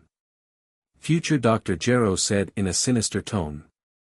However, he felt that something was not right and said, why isn't that kid leaving? Could it be that he's not afraid of Planet Vegeta being destroyed?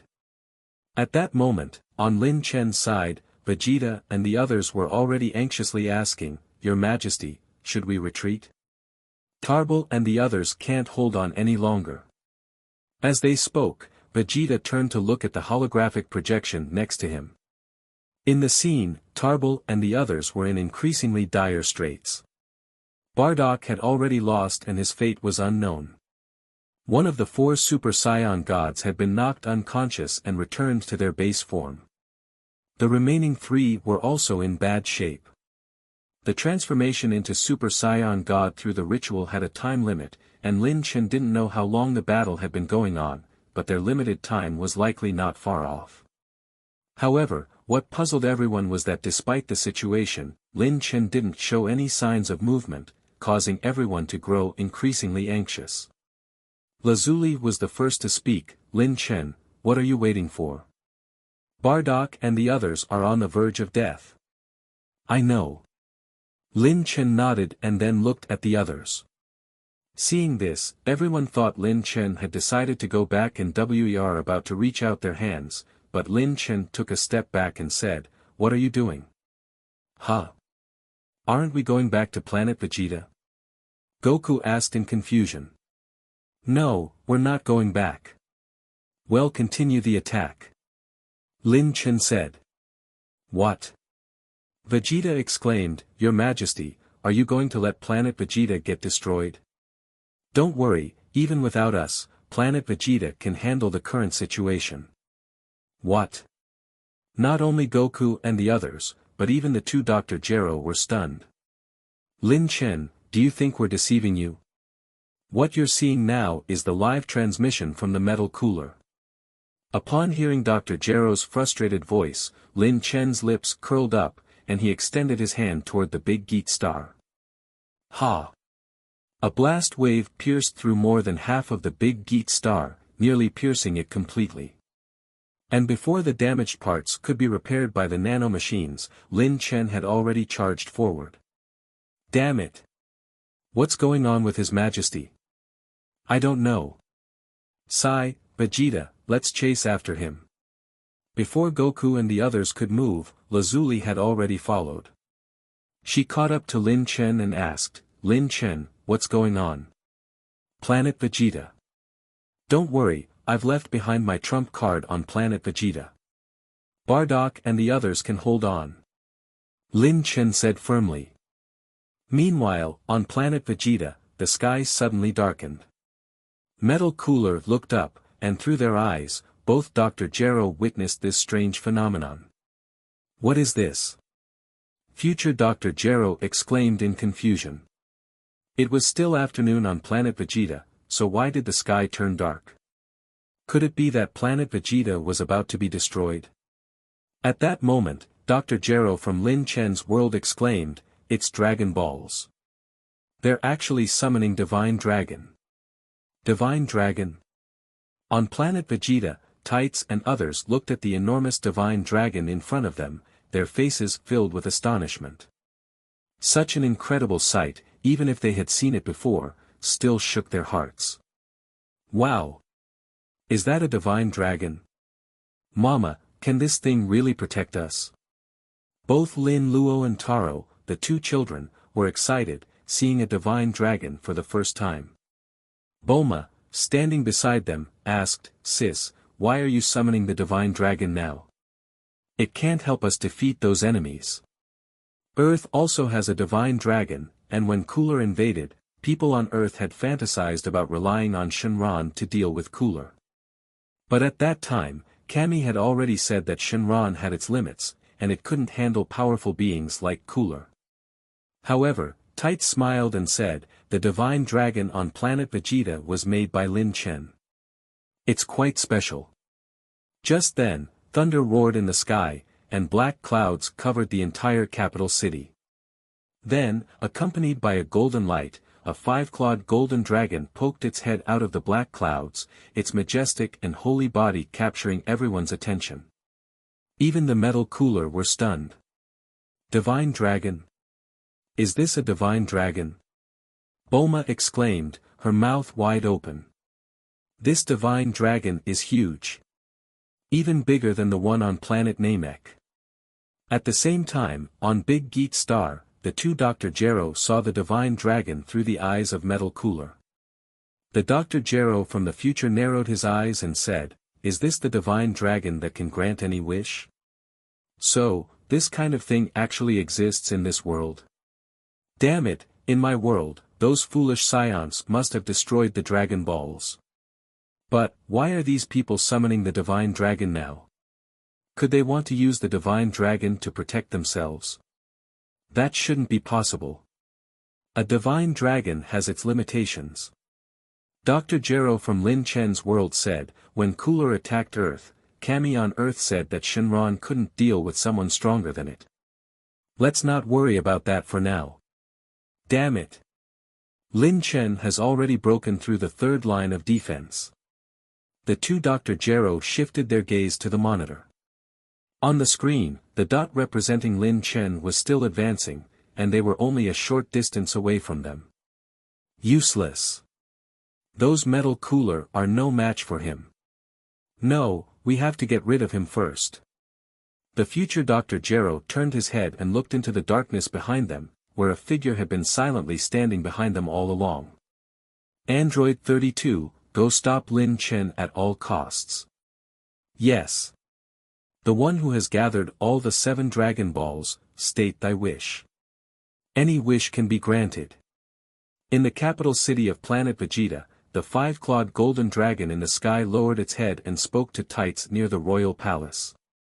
Tights gazed at the divine dragon in the sky, recalling Lin Chen's instructions before he left, and then said, "Divine dragon, there are invaders attacking Planet Vegeta.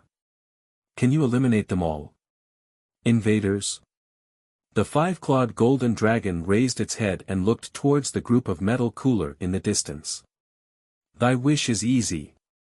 Huh. Bulma was astonished by the divine dragon's response. Could this divine dragon made by Lin Chen really deal with enemies? Just as Bulma was filled with surprise, the golden divine dragon suddenly emitted a dazzling light. As the divine dragon's body began to shine with a dazzling light, Cooler in the distance began to move. It didn't know why the Saiyans summoned the divine dragon, but he knew that he couldn't let it succeed. Under Cooler's control, the other ultimate metal Cooler raised their hands one after another. A series of energy blasts were directed straight at the divine dragon. Not good.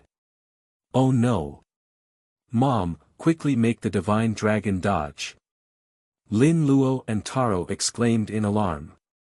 But at that very moment, the attacks from the ultimate metal Cooler hit the divine dragon. Ah! Amidst the cries of the people, the golden divine dragon seemed to be on the verge of annihilation, its body gradually disappearing. However, the people who had witnessed Lin Chen summoning the Saiyan divine dragon for the first time showed no signs of panic. Instead, they were somewhat expectant. Under their watchful gaze, a miraculous scene unfolded. A translucent green barrier suddenly formed, blocking the attacks from the metal Cooler. Energy shield. Cooler froze for a moment. Following that, the onlookers discovered that the seemingly disappearing divine dragon was actually shrinking in size, and before long, a humanoid figure appeared. The figure had the legendary Super Saiyan physique but the head of a 5-clawed golden dragon. This was the battle form of the Saiyan divine dragon. Let me fulfill your wish. A red light glowed in the divine dragon's eyes.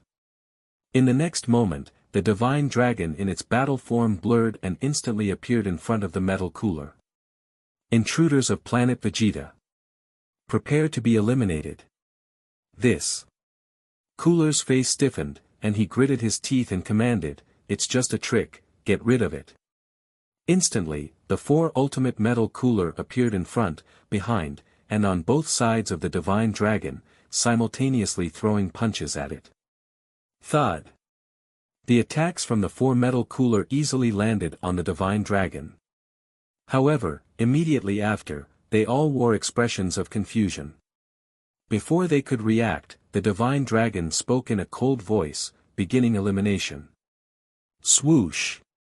The divine dragon suddenly crossed its arms, and its entire body emitted a powerful aura. In an instant, as if an explosion happened, the entire area was blown away. After this attack ended, the 4 androids that had attacked the divine dragon were completely shattered, their bodies turned into fragments and fell to the ground. What's even more peculiar was that the self-repair function of these 4 ultimate metal Cooler did not activate. All 4 metal Cooler seemed to have been completely crushed. In the distance, Cooler's gaze hardened as he carefully examined the aftermath. He discovered that the previous attack had shattered the nanomachines within the metal Cooler. It was as if they had been completely destroyed. With just one attack, the 4 metal Cooler were completely destroyed. How was this possible? What are you? I am the Saiyan divine dragon created by His Majesty, Lin Chen. I am here to eliminate the intruders on Planet Vegeta. Prepare to die. The divine dragon's hands formed a gesture, and a tremendous aura suddenly erupted out. In the eyes of the metal cooler, they could detect a power level exceeding 500 million. When the situation on Planet Vegeta suddenly took a turn, Lin Chen also stopped in his tracks. He was the creator of the Saiyan Divine Dragon, and when Divine Dragon was summoned, he could sense it as well. Knowing that Tights should have summoned Divine Dragon according to his message, Lin Chen felt much relieved. As long as Divine Dragon was there, Planet Vegeta would be fine. Next, all they had to do was destroy the Big Geat Star, take down Dr. Gero, and everything would be peaceful. But at this moment, Lin Chen frowned suddenly because in front of them, a figure was slowly approaching. From the looks of it, it seemed to be someone other than Metal Cooler who had been blocking their way all along. Because Lin Chen stopped, Goku and the others who had been chasing after him finally caught up. Be careful, it seems like there's a new android ahead. Lin Chen warned, and immediately everyone stood beside him, on guard. A few seconds later, the figure revealed its true identity, and everyone was surprised because the person looked none other than like Vegeta, who was by Lin Chen's side. But how could there be two Vegeta in this world? After thinking for a moment, everyone understood what was going on. Android. Just like the android Raditz and android Goku they encountered before, Vegeta in front of them was probably also an android from Trunks' world. In other words, Lin Chen suddenly realized that the android Vegeta in front of him was Trunks' real father. He remembered Trunks saying that in that world, Vegeta was assassinated by an android, but who would have thought that Dr. Gero had turned him into an android? Trunks, how does it feel to see your father again? After my modifications, your father is no longer what he used to be. He is now one of the most powerful androids by my side, designated as number 32. I never thought that you and your father could be reunited in another world. Fate is truly amazing, so enjoy this father-son reunion. As Dr. Gero's words fell, Lin Chen immediately turned his head to look at Trunks and saw that the young man was indeed unable to control his emotions. Driven by anger, Trunks rushed forward without a word. Damn you, Dr. Gero. Trunks, come back. When Vegeta saw him rushing out, he immediately followed anxiously, but it was too late. Enraged Trunks had completely lost his sanity, roaring in anger as he unleashed terrifying energy. Father, let me free you. Gallic gun. Boom. In the next instant, the beam of light containing all of Trunks' power exploded right in front of everyone, creating billowing smoke. But before Trunks could even rejoice, a loud thud sound rang out from the area previously engulfed in explosion, and a figure broke through the flames, instantly appearing before him. Bang, bang, bang. First, 2 punches heavily struck Trunks, and finally, Android 32 delivered a kick that sent Trunks flying. Trunks! Vegeta shouted loudly, reaching out to catch Trunks. But he couldn't dissipate the tremendous force, and in the end, both him and Trunks were sent flying, creating a massive crater several tens of meters wide in the passage. Vegeta! Goku called out, intending to go forward and deal with Android 32, but he was stopped by Lin Chen. You all just watch, he's not someone you can handle. Through the system's detector, Lin Chen had already seen that the android Vegeta's true power level was over 100 million. Although Goku and Vegeta had grown a lot these days and even mastered the Super Saiyan second grade transformation, their power level had still not surpassed 100 million. How could they be his match? But for Lin Chen, such an opponent was much easier to deal with.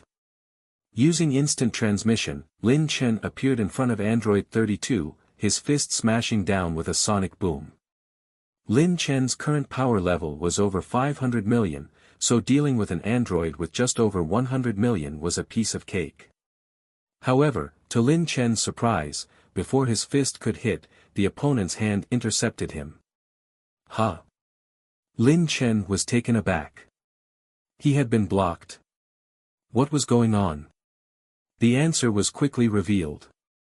Android 32 in front of him suddenly emitted a familiar light, and in the next moment, the hair of Android Vegeta turned golden.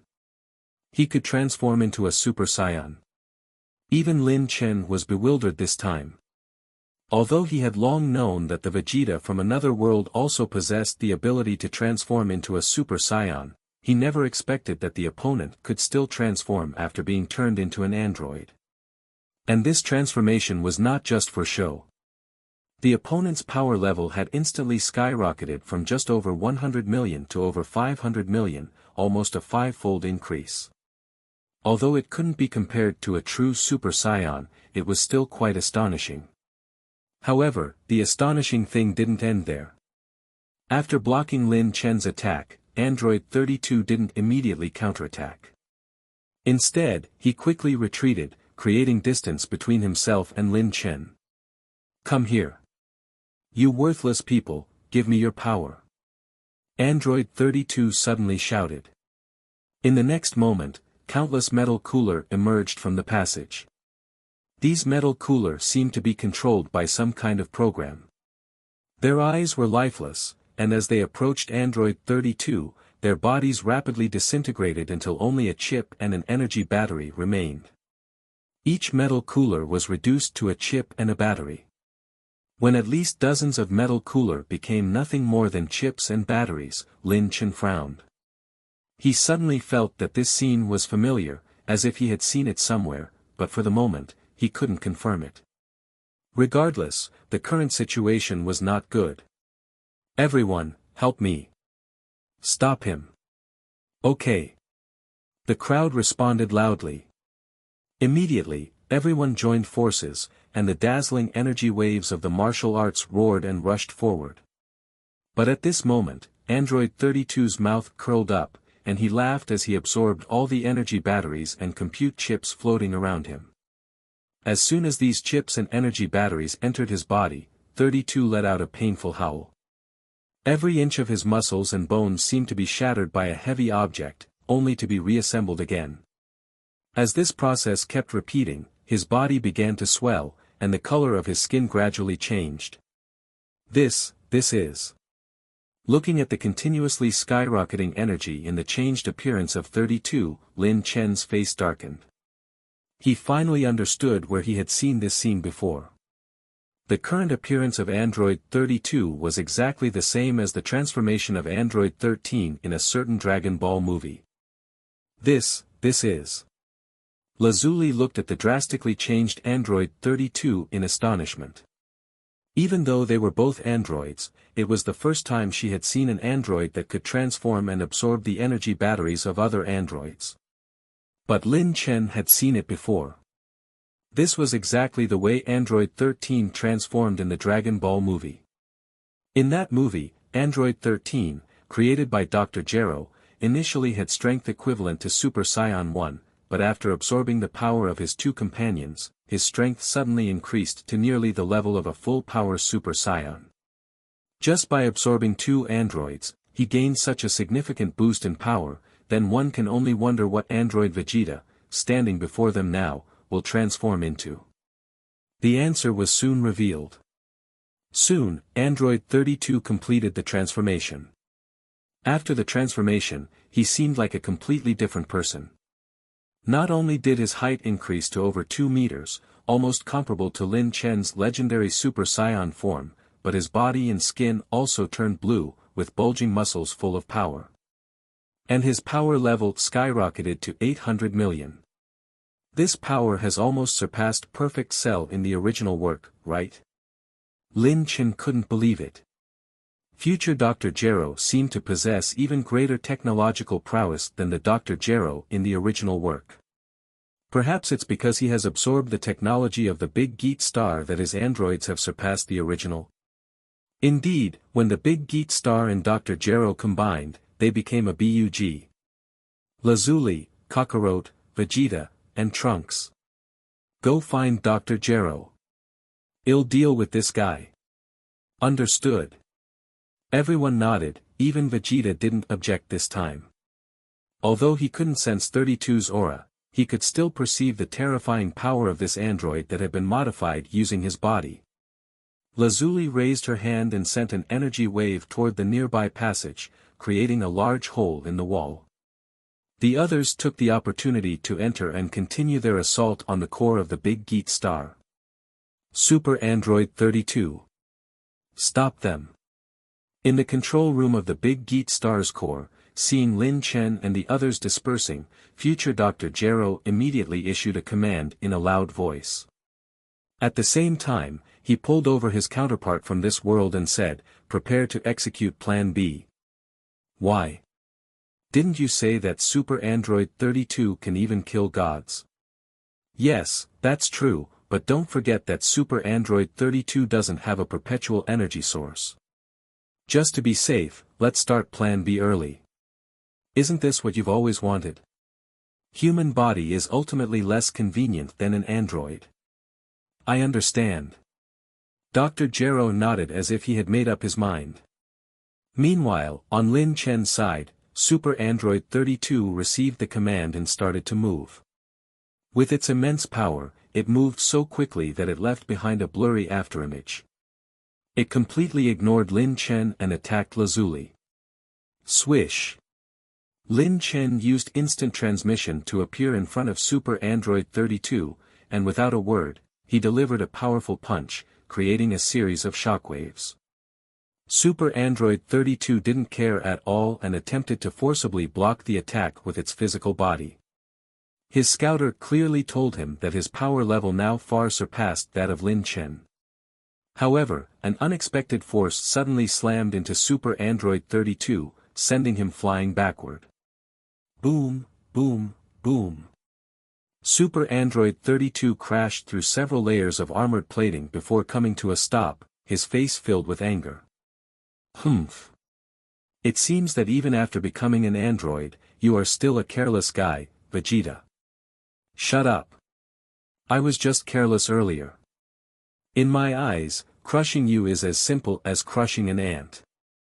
Enraged, Super Android 32 finally shifted his target to Lin Chen and attempted to charge at him. But at that moment, Lin Chen no longer held back and unleashed all his strength. In an instant, the entire Big Geat star began to tremble. Amidst thunderous rumbling sounds, Lin Chen transformed into legendary Super Saiyan 2. Although he sensed that Goku and the others had already gone far away, Lin Chen didn't know if there were any other powerful androids on the Big Geat star. Therefore, he decided to end the battle quickly. Kamehameha. Boom. A massive energy wave surged directly towards Super Android 32. With Lin Chen's power as a Super Saiyan 2, there was no chance of survival for Super Android 32 if he was hit. Super Android 32 was well aware of this, but strangely, he didn't dodge. Instead, he charged straight into the Kamehameha. However, just as he was about to collide with the energy wave, a black hole suddenly appeared in Super Android 32's chest. This black hole resembled a real black hole, instantly absorbing Lin Chen's Kamehameha completely. What incredible power! But now, it's mine.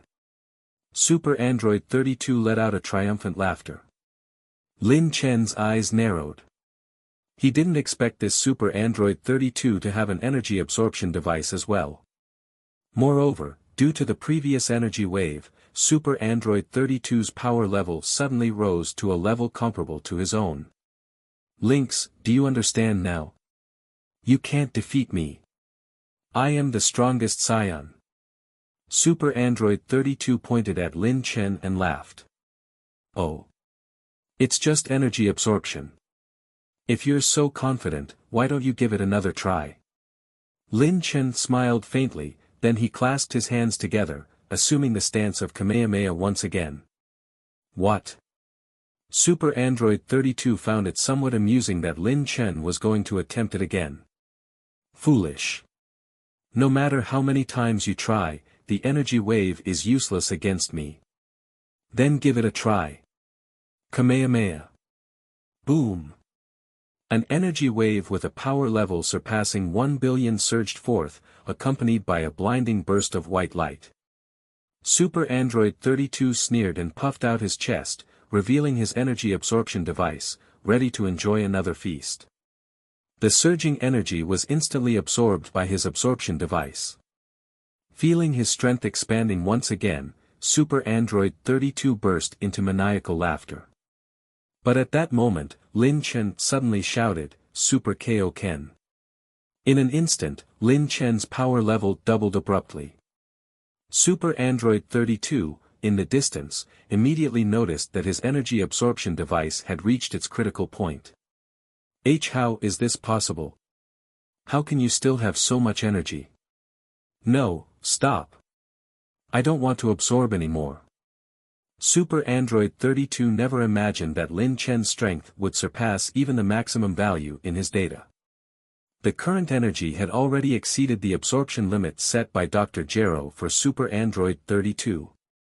Soon, explosions occurred within Super Android 32's body. The energy batteries inside him could no longer withstand the overwhelming energy. However, Lin Chen remained indifferent, a slight smile forming at the corners of his mouth. He pushed his palms forward forcefully. Crack! Finally, cracks appeared on the towering body of Super Android 32. His body could no longer withstand Lin Chen's power. Boom! Under Lin Chen's Kamehameha, Super Android 32 was obliterated into pieces, shattered by the overflowing energy, and fell to the ground, completely destroyed. How is this possible? Does this Saiyan's power level have no limit? Dr. Gero from the future was almost dumbfounded when he saw Super Android 32 reduced to a pile of fragments. He never expected that his creation, Super Android 32, which combined the technology of the future world and the big geek star from this world, would still be unable to defeat Lin Chen. Especially the astonishing power unleashed by Lin Chen at the last moment, it was difficult for the future Dr. Gero to believe that a Saiyan could possess such terrifying strength. How did he achieve it? At that moment, a gloomy mechanical sound came from behind future Dr. Gero. Indeed, an android without a perpetual energy source has its limits after all the other me, Goku and the others are about to arrive. Continue with your plan quickly. I understand. It will be completed soon. Once the surgery is successful, we will leave immediately. While listening to the sounds of explosion increasingly getting closer in the distance, future Dr. Gero hastened his actions. Under his hands lay the body of the other Dr. Gero, except this Dr. Gero's head had been completely hollowed out. Shortly after, in the core area of the big geek star. In an instant, Lin Chen teleported and appeared beside Lazuli and her group. With a few swift moves, he took care of the ultimate metal cooler that were surrounding them, finally clearing the way to the core. Trunks said, "Mr. Lin Chen, the control room of the big geek star's core should be ahead. Let's go and put an end to all of this." Trunks nodded, then released a blast wave with one hand. Boom! The final door was blasted open, and the control room of the big geek star's core appeared within their sight. However, as the group entered the control room, they were somewhat surprised by what they saw. In front of them, Dr. Gero was sitting alone in a chair, his head lowered as if in a deep sleep. As for the other Dr. Gero, he was nowhere to be seen. "Dr. Gero!" Trunks called out as he approached. "Welcome. Trunks from the future, it's truly surprising that you all made it here," said Dr. Gero, still with his head lowered. "Where is the other Dr. Gero?" Trunks asked. "Apologies, but we must bid you farewell for now. However, don't worry, we will meet again soon." "Farewell." Lin Chen raised an eyebrow and charged directly toward Dr. Gero. With a kick, Dr. Gero in the chair fell motionlessly to the ground, and his skull rolled off his head, revealing an empty brain cavity. "What is this?" Everyone was shocked. But at that moment, the large screen in the control room lit up. Another Dr. Gero appeared on the screen. "To all of you in this world, although you may have won this time, we have not lost. Just wait, we will be back." Dr. Gero on the screen smiled and took off the hat from his head. Upon seeing his head, Everyone immediately understood what Dr. Gero had just said. On Dr. Gero's head, there was a glass cover with two large brains arranged vertically underneath it, separated by a partition. It turns out that the two Dr. Gero had placed their brains inside a single body, using the body of the Dr. Gero from this world to buy themselves more time. Ugh! How disgusting! Goku felt a bit nauseous watching it. Lazuli also had a disgusted expression, while Lin Chen and the father-son duo of Vegeta looked at the screen with cold indifference. "Where are you planning to go?" Lin Chen questioned. "Of course, we're going back to my world. Once we develop new androids in our world, we will return. By then, this world will also become ours." As the Dr. Gero on the screen began laughing, some devices behind him also became visible. Oh no! Seeing those devices, Trunks' eyes suddenly widened and exclaimed, "Mr. Lin Chen, Dr. Gero is in a time machine. He is going back to the future." "That's right. Just wait, Lin Chen. I will return, and when I do, it will be time for Ultimate Android to be born." Beep! The signal was interrupted at that moment. Without hesitation, Lin Chen immediately used instant transmission to appear outside the big Geet star. Soon, he spotted a speck of light in the distance. The true form of the light was none other than Dr. Gero sitting in a time machine. Lin Chen wanted to stop him, but by then, the time machine had already disappeared from sight. This Dr. Gero, he truly is cunning.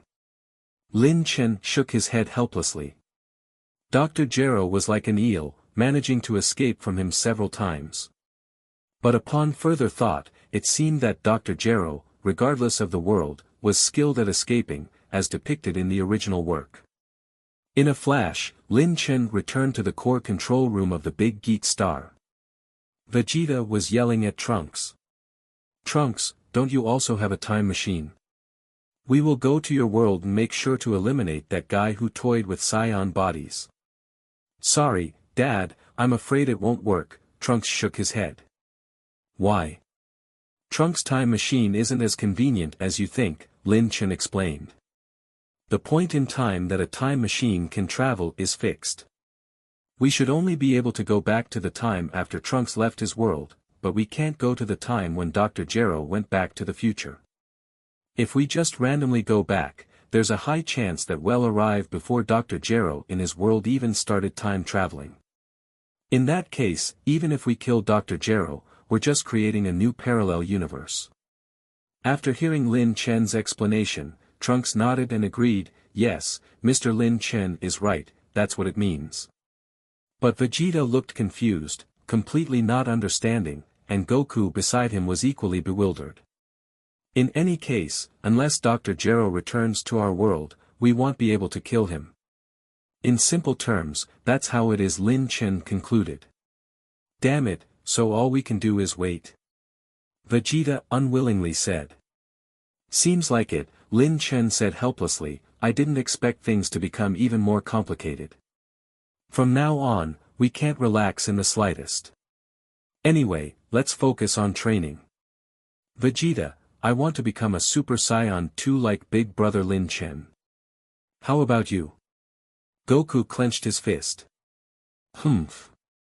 I will definitely become a Super Saiyan 2 first." Vegeta replied. Lin Chen smiled and looked at Trunks. "Trunks, you too, let's start training here from now on." "I understand," Trunks nodded. Thus, after throwing out an energy ball, Lin Chen led everyone to leave the big Geet star. And shortly after they left, a gigantic energy sphere, comparable to half of the size of big Geet star, erupted from within the star. It expanded outward from the core of the big Geet star, engulfing the entire star completely. Humph. I didn't expect the Saiyans to have such potential. I underestimated them before. Just as Lin Chen completely destroyed the big Geet star, in another world, Dr. Gero's time machine returned to his world. "Now, what are you planning to do?" The voice of Dr. Gero from Lin Chen's world echoed in the future Dr. Gero's mind. In Lin Chen's world, the future Dr. Gero had devised a Plan B. And this Plan B involved Dr. Gero from Lin Chen's world joining him to return to the future world, where they would research and create a new android together. Although Dr. Gero from Lin Chen's world seemed to be behind in his progress on android research compared to the future Dr. Gero, in reality, he had many research findings that the future Dr. Gero had not yet come into contact with. With his help, the future Dr. Gero believed he could soon create an android that could defeat Lin Chen. After thinking for a moment, the future Dr. Gero said, "Of course, we need to complete our ultimate android as soon as possible. Originally, I planned to slowly conduct research on the ultimate android, but now it's urgent. Ultimate android must be completed as soon as possible. And the Namekian cells you collected must be added as well. In my world, most of the powerful races were wiped out by the Saiyans before I began the ultimate android plan, so my cell only had cells of Saiyan and Frieza race." Upon hearing this, the past Dr. Gero said, "No. The more powerful cells, the better. Never underestimate the Saiyans in my world, especially Lin Chen." "Right," future Dr. Gero nodded. "Our designs need to be improved. I now realize that if it's just the ultimate android I originally designed, even if it reaches its ultimate form, it won't be able to defeat Lin Chen. But if we can make it absorb Android 17 and 18 from both worlds, the mere Saiyans won't be our match." Yes. The past Dr. Gero was equally confident. The android created with the combined efforts of two worlds Dr. Gero would be the true ultimate android. It would definitely be able to defeat Lin Chen. Definitely. At that time, on Planet Vegeta, everything had returned to tranquility. When Lin Chen and the others returned to Planet Vegeta, they saw the aftermath of the great battle. There were ruins everywhere on the planet, but the invading metal cooler were nowhere to be seen. "Your Majesty." As soon as Lin Chen and the others appeared, King Vegeta and the others, sensing their immense aura, immediately rushed over. "Father, what happened here? Wasn't there an attack by metal cooler? Where are they?" Vegeta asked. King Vegeta pointed to the sky with a joyful expression on his face. "It's all thanks to His Majesty's Divine Dragon." Divine Dragon? Vegeta and the others looked up and realized that in the sky, the humanoid Divine Dragon was holding the head of a metal cooler, floating in midair. And that cooler was the original form of all metal cooler, who had retained his self-consciousness. Why? What kind of monster are you?" Cooler said unwillingly. "I am the Divine Dragon of Planet Vegeta." The Divine Dragon exerted force and completely crushed Cooler's head. Then, with a powerful explosive strike, Cooler's body turned into ashes, never to be restored again. After completing everything, the Divine Dragon turned its head and bowed slightly to Tights. "Your wish has been granted." As soon as it finished speaking, the Divine Dragon transformed into a beam of light, turning into 7 Dragon Balls ready to scatter in all directions. However, at that moment, Lin Chen reached out and grabbed the 7 Dragon Balls, collecting them in his bag. "Brother Lin Chen, was that a Divine Dragon just now?" Goku exclaimed in surprise. "How is that possible?" Vegeta's mouth was also opened wide.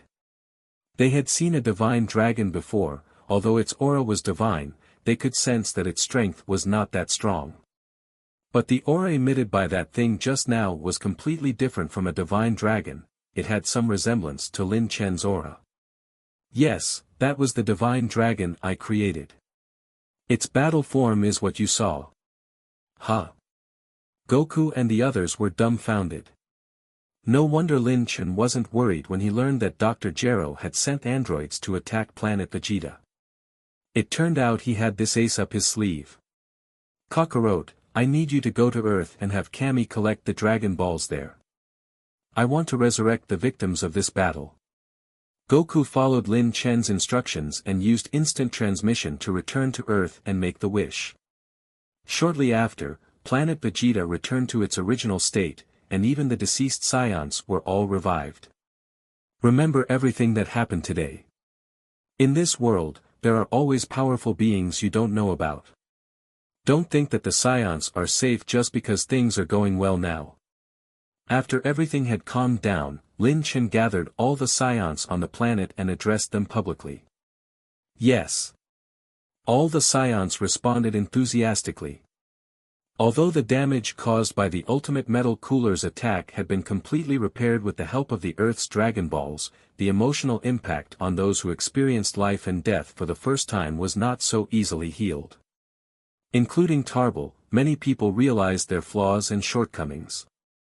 They silently vowed in their hearts that they would never let today's events happen again. Combined with the threat from Dr. Gero, a wave of training enthusiasm swept over Planet Vegeta, which had been calm for a long time. Several days later, on a desolate planet located in a remote corner of the universe, far away from Planet Vegeta, Lin Chen appeared with Trunks using instant transmission. "Mr. Lin Chen, where are we?" Trunks asked, confused. Since the battle on the Big Geet Star, Lin Chen hadn't immediately started guiding Trunks. Instead, he allowed him to rest for a few days, and now, out of the blue, he said they were going to a place to train. Unexpectedly, the so-called training place turned out to be a planet Trunks had never heard of. Although this planet seemed to have forests and grasslands, Trunks sensed a trace of desolation in the aura, as if all life on the entire planet had perished. However, it didn't take long for Trunks to notice a towering giant tree not far away. Whether in this world or his own original world, Trunks had never seen such a massive tree before. Just the enormous canopy seemed to have pierced through the atmosphere. "Oh my, Mr. Lin Chen, what is that?" "Don't worry about these, Trunks. From today onwards, for the next year, we will live here, and I will train you properly." "Is it finally starting?" "Thank you, Mr. Lin Chen. No, Teacher Lin Chen." Trunks trembled and respectfully said to Lin Chen.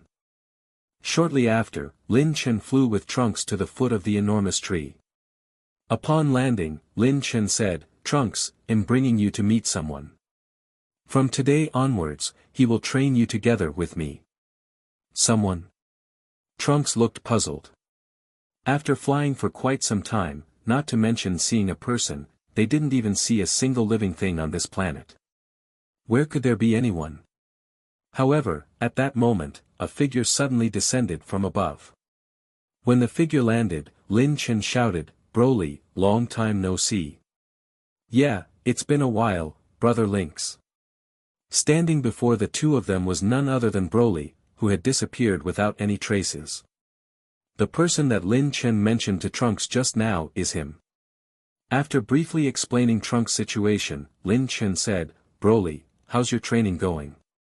If you're free, can you help me guide him? I can now control the regular Super Saiyan form, but I still don't dare to try the legendary Super Saiyan form," Broly answered. "Alright, I can guide you as well." "Sure," Broly nodded, then he turned to Trunks and said, "Your name is Trunks, right? Show me your skills, let me see how well you control your power." Trunks glanced at Lin Chen, and seeing no objections from him, said, "Shall I begin then?" "Yes, go all out." Trunks felt nervous because even though the man named Broly in front of him had a domineering name and shared the same name as the legendary Mad King Broly from his world, this Broly looked completely frail. So, Trunks' aura erupted out and he transformed into Super Saiyan before launching a probing attack towards Broly. However, to Trunks' surprise, the seemingly frail man in front of him effortlessly dodged his attacks. Moreover, he was even in his normal state Saiyan form. This caused Trunks' eyes to widen. He had already transformed into a Super Saiyan, so how could he still be unable to defeat an ordinary Saiyan? Who was this guy? Meanwhile, Lin Chen shook his head while watching the fight. Unlike future Trunks in the original work, this Trunks grew up on Planet Vegeta in his world, with almost no exposure to Earth's martial arts. The training he received was purely focused on building strength, which left Trunks with almost no technique in his attacks. He relies solely on brute force. Speaking of which, this Trunks was indeed very similar to Vegeta from the past. However, since Vegeta arrived on Earth, he has started to change, and now Trunks had to do the same. Otherwise, even if Trunks were to achieve the Super Saiyan 2 transformation in the future, he might still struggle against the androids in his own world. How could this happen? What's going on? Trunks was growing impatient. Almost all of his attacks were missing, unable to even touch Broly, while Broly effortlessly dealt with everything. This feeling was even more frustrating than being outmatched in strength. Seeing this, Lin Chen felt there was nothing more to see. "Trunks, stop!" Lin Chen shouted. "No. I'm the Saiyan Prince, how can I lose to an ordinary Saiyan?" Trunks refused Lin Chen's order and suddenly boosted his aura to the maximum. But at that moment, Broly sighed softly, "You're too impatient, you don't understand what true combat is." "What?" Just as Trunks was fuming with anger, he saw Broly's hair change color, and a surging power burst out of him. Trunks felt like he had just been punched as his entire body was sent flying until he came to a stop several hundred meters away. Immediately after, before Trunks could even stand up, Broly, in his Super Saiyan form, lunged at him with a punch. With a casual punch, Trunks was knocked unconscious. Seeing Trunks fall, Broly cancelled his Super Saiyan form. "Brother Lin, it seems like he needs to start from scratch," Broly said indifferently. "Yeah, take it slow. Anyway, I have a year's time," Lin Chen replied with a calm smile. Not long after, Trunks finally regained consciousness. Looking dazed at his loss, Trunks found it hard to accept. How could this happen? His own attacks proved to be completely ineffective, despite being in his Super Saiyan form. The disparity seemed too overwhelming. Observing his state, Lin Chen said, "Don't be discouraged. You've lacked proper guidance in the past, so despite having immense power, you don't know how to utilize it. Well, start from the beginning, and you'll see improvements. Or do you not want to save your mother?" Trunks' emotions suddenly surged upon hearing this. He stood up in place and earnestly said, "I understand. Master, please teach me." "I will," nodded Lin Chen, as he took out a few hoi poi capsules and threw them around. With a bang, several buildings appeared before them. These have living facilities and a gravity training room. In the coming 1 year, you will endure a great deal of hardship. "I'm ready," Trunks shouted loudly. "Then let's begin." Lin Chen smiled. Thus, for the next year, the two of them lived on this planet together with Broly. Normally, Trunks mainly trains with Lin Chen in the gravity chamber in foundational training. And during leisure time, he would engage in combat exercises with Broly. And when Trunks trained alone, Lin Chen would spar with Broly. After all, Lin Chen had a mission regarding Broly: have him fully master his own power as soon as possible, which would also lead to a new leap in Lin Chen's strength. Time passed just like that, and soon a year had gone by. During this period, everything was calm, and peace seemed to have returned. May 12th, an ordinary day, the sun rose as usual. West City, Capsule Corporation's chairman office. Bulma was on a business call while chasing after her 2-year-old Trunks in the office.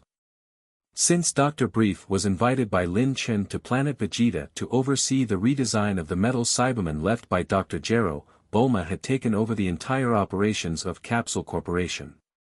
She had to manage the company and take care of her child, making her life quite exhausting. However, just when Bulma was extremely busy, the office door opened. "Hey! Bulma, the gravity chamber is broken. Fix it for me." Vegeta walked in, drenched in sweat. "Vegeta! Can't you see I'm busy?" Bulma hung up the phone, looking displeased. "I don't care, I need to use it urgently. Quickly fix it for me." "No way. Since the gravity chamber is broken, you can look after Trunks for me." "Trunks, go to your dad." "Hey! I don't know how to take care of a kid." "Then learn quickly." While Bulma and Vegeta argued about taking care of Trunks, they failed to notice 3 unexpected guests approaching. Outside the Capsule Corporation building, a young man and woman and a tall, muscular man arrived downstairs. They looked up and glanced at the Capsule Corporation sign outside the building. These three people who had suddenly appeared, if Lin Chen or Trunks were present at this moment, they would definitely recognize that they were none other than the most powerful three androids created by Dr. Gero in the original work besides Cell. Android 16, 17, and 18. 16 was still the burly man wearing green clothes with a mohawk hairstyle. However, the appearance of 17 and 18 was slightly different from the original work. 17 has short, neat hair, while 18 has shoulder-length hair. Both of them were different from the 17 and 18 that Lin Chen remembered. At this moment, 17 glanced at the signboard and asked, 16, "Are you sure Bulma is here?" 16 cast a cold gaze at the building and replied, "Confirmed. Bulma's life signs are in the CEO's office of this building. There are also two other life signals next to her. According to the data, one is Vegeta, and the other is their child, Trunks. Having a purely mechanical body is quite convenient," 18 sighed. "I really don't understand why the two of us had to undergo human modification. Is human modification not good? At least we can still experience human feelings," 18. Android 17 smiled and waved his hand at the two. "Let's go, let's quickly capture Bulma. Our target is Tights. After capturing Bulma, we will use her to issue a threatening warning." The three androids then entered the Hoi Capsule Corporation's building. Meanwhile, Vegeta and Bulma were still quarreling. But suddenly, both of them felt a violent shaking beneath their feet. "What's going on?" Bulma exclaimed. Vegeta looked down and used his senses but didn't detect any strange aura. "Is it an accident?" Before he could finish his sentence, Bulma's secretary rushed in anxiously. "Chairwoman, some people are causing trouble downstairs." "Causing trouble? Who is it?" "I don't know, but there are two men and a woman. Their hands seem to be some kind of weapons. They can casually throw out rockets. They have even broken the isolation door in the first-floor lobby." "Rockets?" Bulma hadn't fully grasped the situation yet, but Vegeta had already realized something. "Idiot! What rockets? Those are energy blasts. I can't sense their aura. Are they androids?" "Bulma, take Trunks and leave first. I'll go and deal with them." Saying that, Vegeta rushed downstairs, and Bulma couldn't stop him in time. "Androids? Could it be that Dr. Gero has returned again? Not good. Where's my phone? Bring it to me quickly." Bulma shouted at her secretary. Bulma had witnessed the battles on Planet Vegeta and Big Geet Star. She knew very well how formidable those androids were. Although she didn't know the model of the androids downstairs yet, facing three of them, she didn't have much confidence in Vegeta. Soon, Goku, Krillin, and Yamcha received Bulma's call for help. Krillin and Yamcha flew straight to West City, while Goku acted faster, instantly appearing by Bulma's side with Gohan. "Bulma, where are the androids?" Goku asked. "They are down there. Vegeta has already gone there." "Goku, please hurry and help him," Bulma urged anxiously. "All right, Gohan, take Bulma away from here. It might be dangerous." "Yes, Dad." As Gohan flew away with Bulma and Trunks from the balcony, Goku's gaze shifted downwards. He pointed his finger to his forehead, and in an instant, he teleported below to Vegeta's side. At this moment, Vegeta was facing off against the three androids. "Vegeta. Kakarot. Did Bulma leave?" Gohan took her and Trunks away." "Don't worry," Goku said. Saying that, Goku assumed a fighting stance and was about to see what these three androids wanted, but he suddenly froze. "Miss Lazuli." Goku somewhat understood why Vegeta, known for his explosive temper, hadn't immediately attacked this time. Among the three androids in front of them, one of them actually looked exactly like Miss Lazuli, who was by Lin Chen's side. 18. Do they seem familiar to you? 17 asked, seeing the strange expressions on the two Saiyans' faces. Have you seen them before? Besides in the database, I don't have any impression of the two of them, 18 said, curling her lips. Hearing her words, Goku asked, aren't you Miss Lazuli? Lazuli? Who's that? 18 frowned. Hey! You're Goku, right? We are androids of the Red Ribbon Army. You and Tights are our targets. So, sorry, but get ready to die. Wait. Goku stopped them. If we're going to fight, can we find another place? There are too many people here. 16 glanced at the life reactions around him and said, 17, 18, Goku is right. Fine, 18 retracted her hand. Let's find another place. I don't mind, 17 also said. The group didn't speak further but flew away in unison, directly breaking through the building and heading towards the outskirts of West City. After a moment, they landed in a desolate wilderness far from West City. As soon as they landed, Vegeta was the first to ask, hey, you mentioned that besides Kakarot, your targets also include Miss Tights. That's right. Our targets are Goku and Tights because it was because of them that the Red Ribbon Army was destroyed. But it seems Tights is not on Earth right now, so our initial plan was to kidnap Bulma and find a way to locate Tights, 17 explained. Hey, 17, do you ever stop talking? Are you going to fight or not? 18 furrowed her brow. What's the rush? It's easy to deal with them, 17 extended his hands and clenched his fists. 5 minutes will be enough. I'll handle Goku, and Vegeta can be yours. 5 minutes? Do you have the skills for that? Goku's lips curved, and his hair instantly stood on end, transforming into Super Saiyan. However, in an instant, his entire aura suddenly converged, no longer exuding the same aura as before. Vegeta looked at Goku in surprise. Kakarot, what is this? According to Brother Lin Chen's explanation, this should be the full-power Super Saiyan, right? What do you think, Vegeta? Am I stronger than before? Humph. Vegeta snorted and immediately began his transformation. This time, it was Goku who was shocked because he actually saw Vegeta, just like himself, suppressing his aura while in the Super Saiyan state. Ha! So, you can do it too. Of course, Kakarot. I am a superior warrior with talent far surpassing yours. Saying that, Vegeta turned towards the 3 androids.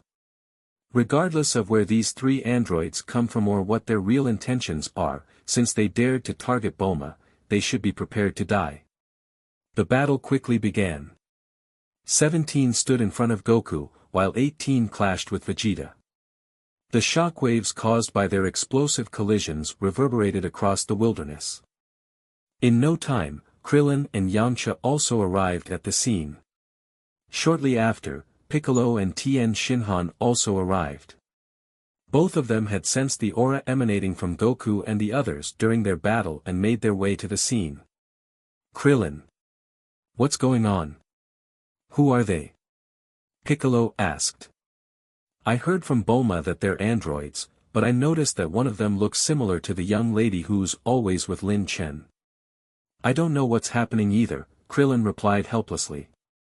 As the others heard this, they indeed noticed that the woman who was fighting Vegeta bore a striking resemblance to the golden-haired beauty who had been following Lin Chen. Piccolo frowned and said, let's not worry about that for now. Let's attack together and end this battle quickly. Yes. Everyone nodded, about to join forces, but unexpectedly, a tall figure stood in their way. Android 16 extended his arms and blocked Piccolo and the others, saying, just watch from here. This is a fair fight. If you try to intervene, don't blame me for not being polite. Oh. You think you can stop us? Piccolo sneered and kicked towards Android 16. The kick accurately hit Android 16's neck, but Piccolo's expression changed drastically, and he quickly retreated. "Piccolo, what's wrong?" Krillin and the others looked at Piccolo retreating with confusion, but only Piccolo knew that although he couldn't sense the aura of this android in front of him, his long years of battle experience reminded him that this silent and reserved giant was actually terrifying. This Guidoisant seemed to be ordinary. With this realization in mind, Piccolo felt somewhat wary and refrained from acting recklessly for the time being. Boom! Boom! Boom! At this moment, Goku and Vegeta had already begun their respective battles, their strength having greatly surpassed that of over a year ago. Just their slight movements made the sky tremble as if it was about to burst. So powerful! Goku has gotten even stronger than before. Yamcha exclaimed in astonishment. Tien Shinhan said unwillingly, "These guys are like cheating. Not long ago, we were evenly matched, but now the difference is so vast. Being a Super Saiyan is really convenient." While Yamcha and the others could only sigh at the disparity between them, Piccolo understood the current situation much better. Honestly, if he went all out, his current strength would be on par with Goku and the others. The fusion with Slug had not only rapidly increased Piccolo's strength but also expanded his own potential. While Goku and the others were constantly striving to break through the limits of Super Saiyan, Piccolo's strength had not left behind. His normal state's power level had already surpassed 40 million, and when he used Kaioken, for a short period of time, Piccolo's strength even surpassed that of Goku and the others, who had mastered the full-power Super Saiyan. However, despite this, when Piccolo put himself in Goku and the others' shoes, he realized that he might not be able to win this battle. Goku and the others may not have noticed yet, but Piccolo had already realized that these two seemingly fragile androids hadn't even used their full power until now. And what was even more unbelievable was that their strength seemed inexhaustible, showing no signs of weakening until now. On the contrary, as Goku and Vegeta continued their intense battle, their auras had already started to weaken. With the passage of time, this situation became increasingly apparent. First of all, Vegeta's movements started becoming heavier, and his reactions began to slow down. He was unable to land a single attack on Android 18, while she counterattacked, making it difficult for him to defend himself. Even Krillin and the others could see that something was wrong with him. Oh no, Vegeta seems like he can't hold on anymore. Their power level should be similar, right? But this android's endurance is incredible. She isn't showing any signs of fatigue. Because our energy is infinite, Android 16 suddenly spoke up. His words startled Krillin and the others. Infinite energy? How is that possible? Could it be true? Is there really infinite energy in this world? Amidst the shock, Piccolo immediately shouted to Goku, "Goku! Use any trump cards you have left. The opponent has infinite energy." Infinite energy? Both Goku and Vegeta, who were engaged in the fierce battle, were taken aback. They had never heard of infinite energy before. Even the Super Android 32 on Big Geet Star didn't possess infinite energy, right? Damn it! Vegeta let out a frustrated roar and, in order to quickly end the battle, started launching relentless attacks, ignoring everything else. His actions immediately made Goku, who was standing far away, inwardly exclaim, "Oh no!" Like Piccolo, he had also noticed during his fight with Android 17 that their opponents hadn't used their full power yet. If someone like Vegeta were to unleash his aura to quickly finish the battle, he would soon reach his limit. Sure enough, when Android 18 saw Vegeta's reckless assault, she cleverly chose to dodge. After avoiding the initial burst from Vegeta, a cold smile appeared on her face, and her movements suddenly became faster. Crack! Dashing over, she swept her leg and struck Vegeta's arm, breaking the bones. Vegeta let out a cry of pain and fell backward. Not good. Seeing this, Goku immediately rushed towards Vegeta, but he didn't expect Android 17's speed to suddenly increase as well. "Goku, I'm your opponent." Android 17 clenched his fists and smashed them down on Goku's back. With just one blow, Goku almost lost consciousness, and he couldn't maintain his full-power Super Saiyan form any longer. He reverted back to regular Saiyan and gritted his teeth, struggling to stay conscious. He used instant transmission to teleport to Vegeta's side and took him away. Then, Goku arrived next to Krillin and the others, shouting, "Hold on to me, let's get out of here." 16, stop him. Seeing Goku's attempt to escape, Android 17 immediately yelled.